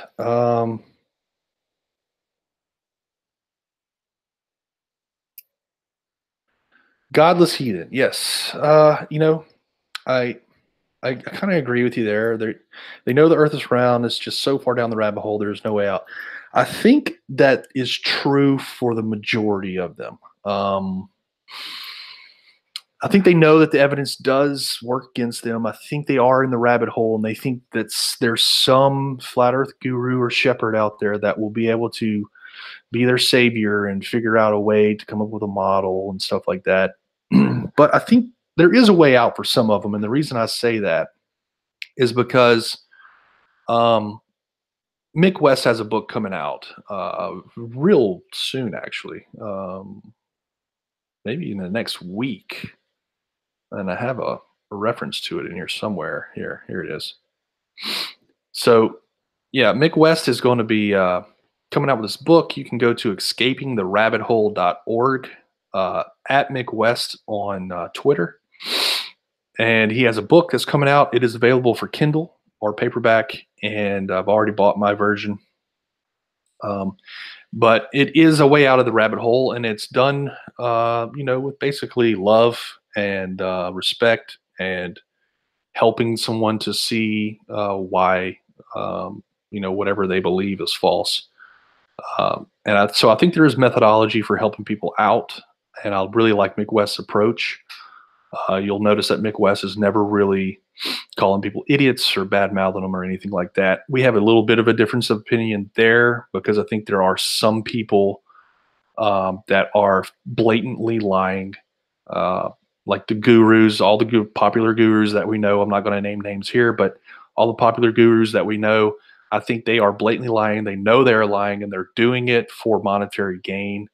And that is completely unethical, distasteful, and those people need to be mocked and ridiculed because there's no amount of reasoning that's going to convince those types of people, uh, to stop making money off of the gullible victims that they're making money off of. So, yeah, that's what's going on there, unfortunately. And I guess Mick takes the approach of just ignoring those types of people, keep presenting the information, and that does work. I mean, if anything, I mean, it speaks. Mick is able to reach a broader audience than I am. Mick is able to reach a broader audience than most of us. So whenever Mick mentions, something about our observations, it helps us out a lot, because he has a broader audience. And that's really the thing. How do we, as you know, really the true truthers. How do we as fraud exposers, get more audience? How do we expose ourselves, you know, to the people that are coming to see the train wreck? I mean, that's when people come to watch these flat Earth live streams and stuff. They're coming to see the train wreck. It's not like they have 100,000 flat Earthers. Um, no, flat Earth, I personally believe is spreading. I mean, I've talked to people in Brazil, and I've talked to people in Turkey now that are debunkers, um, and we're all talking about, how do we uh, put subtitles in our videos so we can reach their audiences better in their native languages. Um, because me personally, um, I know English and Spanish. And Spanish, so rusty at, I can't even hold a conversation anymore. It's been a long time. I can pretty much read it, um, and I can write it roughly. But that's, that's most everybody that speaks Spanish in the U.S. speaks English as well. So, English is good enough for me, but I can't speak Turkish and I can't speak Portuguese. So being able to subtitle our videos would be great.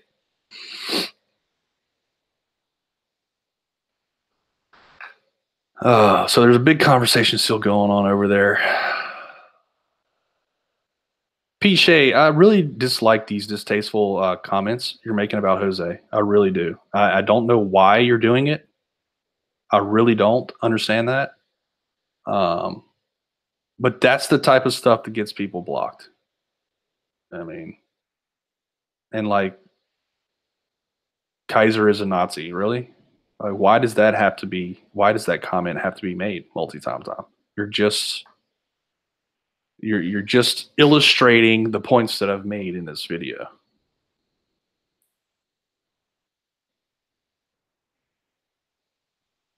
So anyway, okay, I'm going to shut this down. I keep getting sidetracked. Sorry, I'm kind of like that. That's one of my flaws, unfortunately. I have a problem with focus. But yeah, so Sean made a comment about having something on his channel, so I'm going to get off here and go try and catch up with him. And I will talk to you guys later. Hopefully, I'll be able to do another live stream today. I wanted to do one more live stream about. Oh, Nana, you speak Portuguese? Sweet. What we really need is to pick like some videos. We really need to pick some videos that I think maybe the more polished videos where I have some narration, and get some of those, with subtitles, because we can't do all of them, and most of them don't have narration anyway. But the ones that do have narration, it'd be great to have some subtitles, and it's probably got to be some shorter ones too, because I mean, there's no way to subtitle this thing. It's too much. Okay, guys. I'm going to take off. I know there's still chat going on. I guess you guys can stick around and do that chat a little bit longer, but I'm going to take off and see what Sean's up to. Talk to you guys later. Thanks for coming. Bye.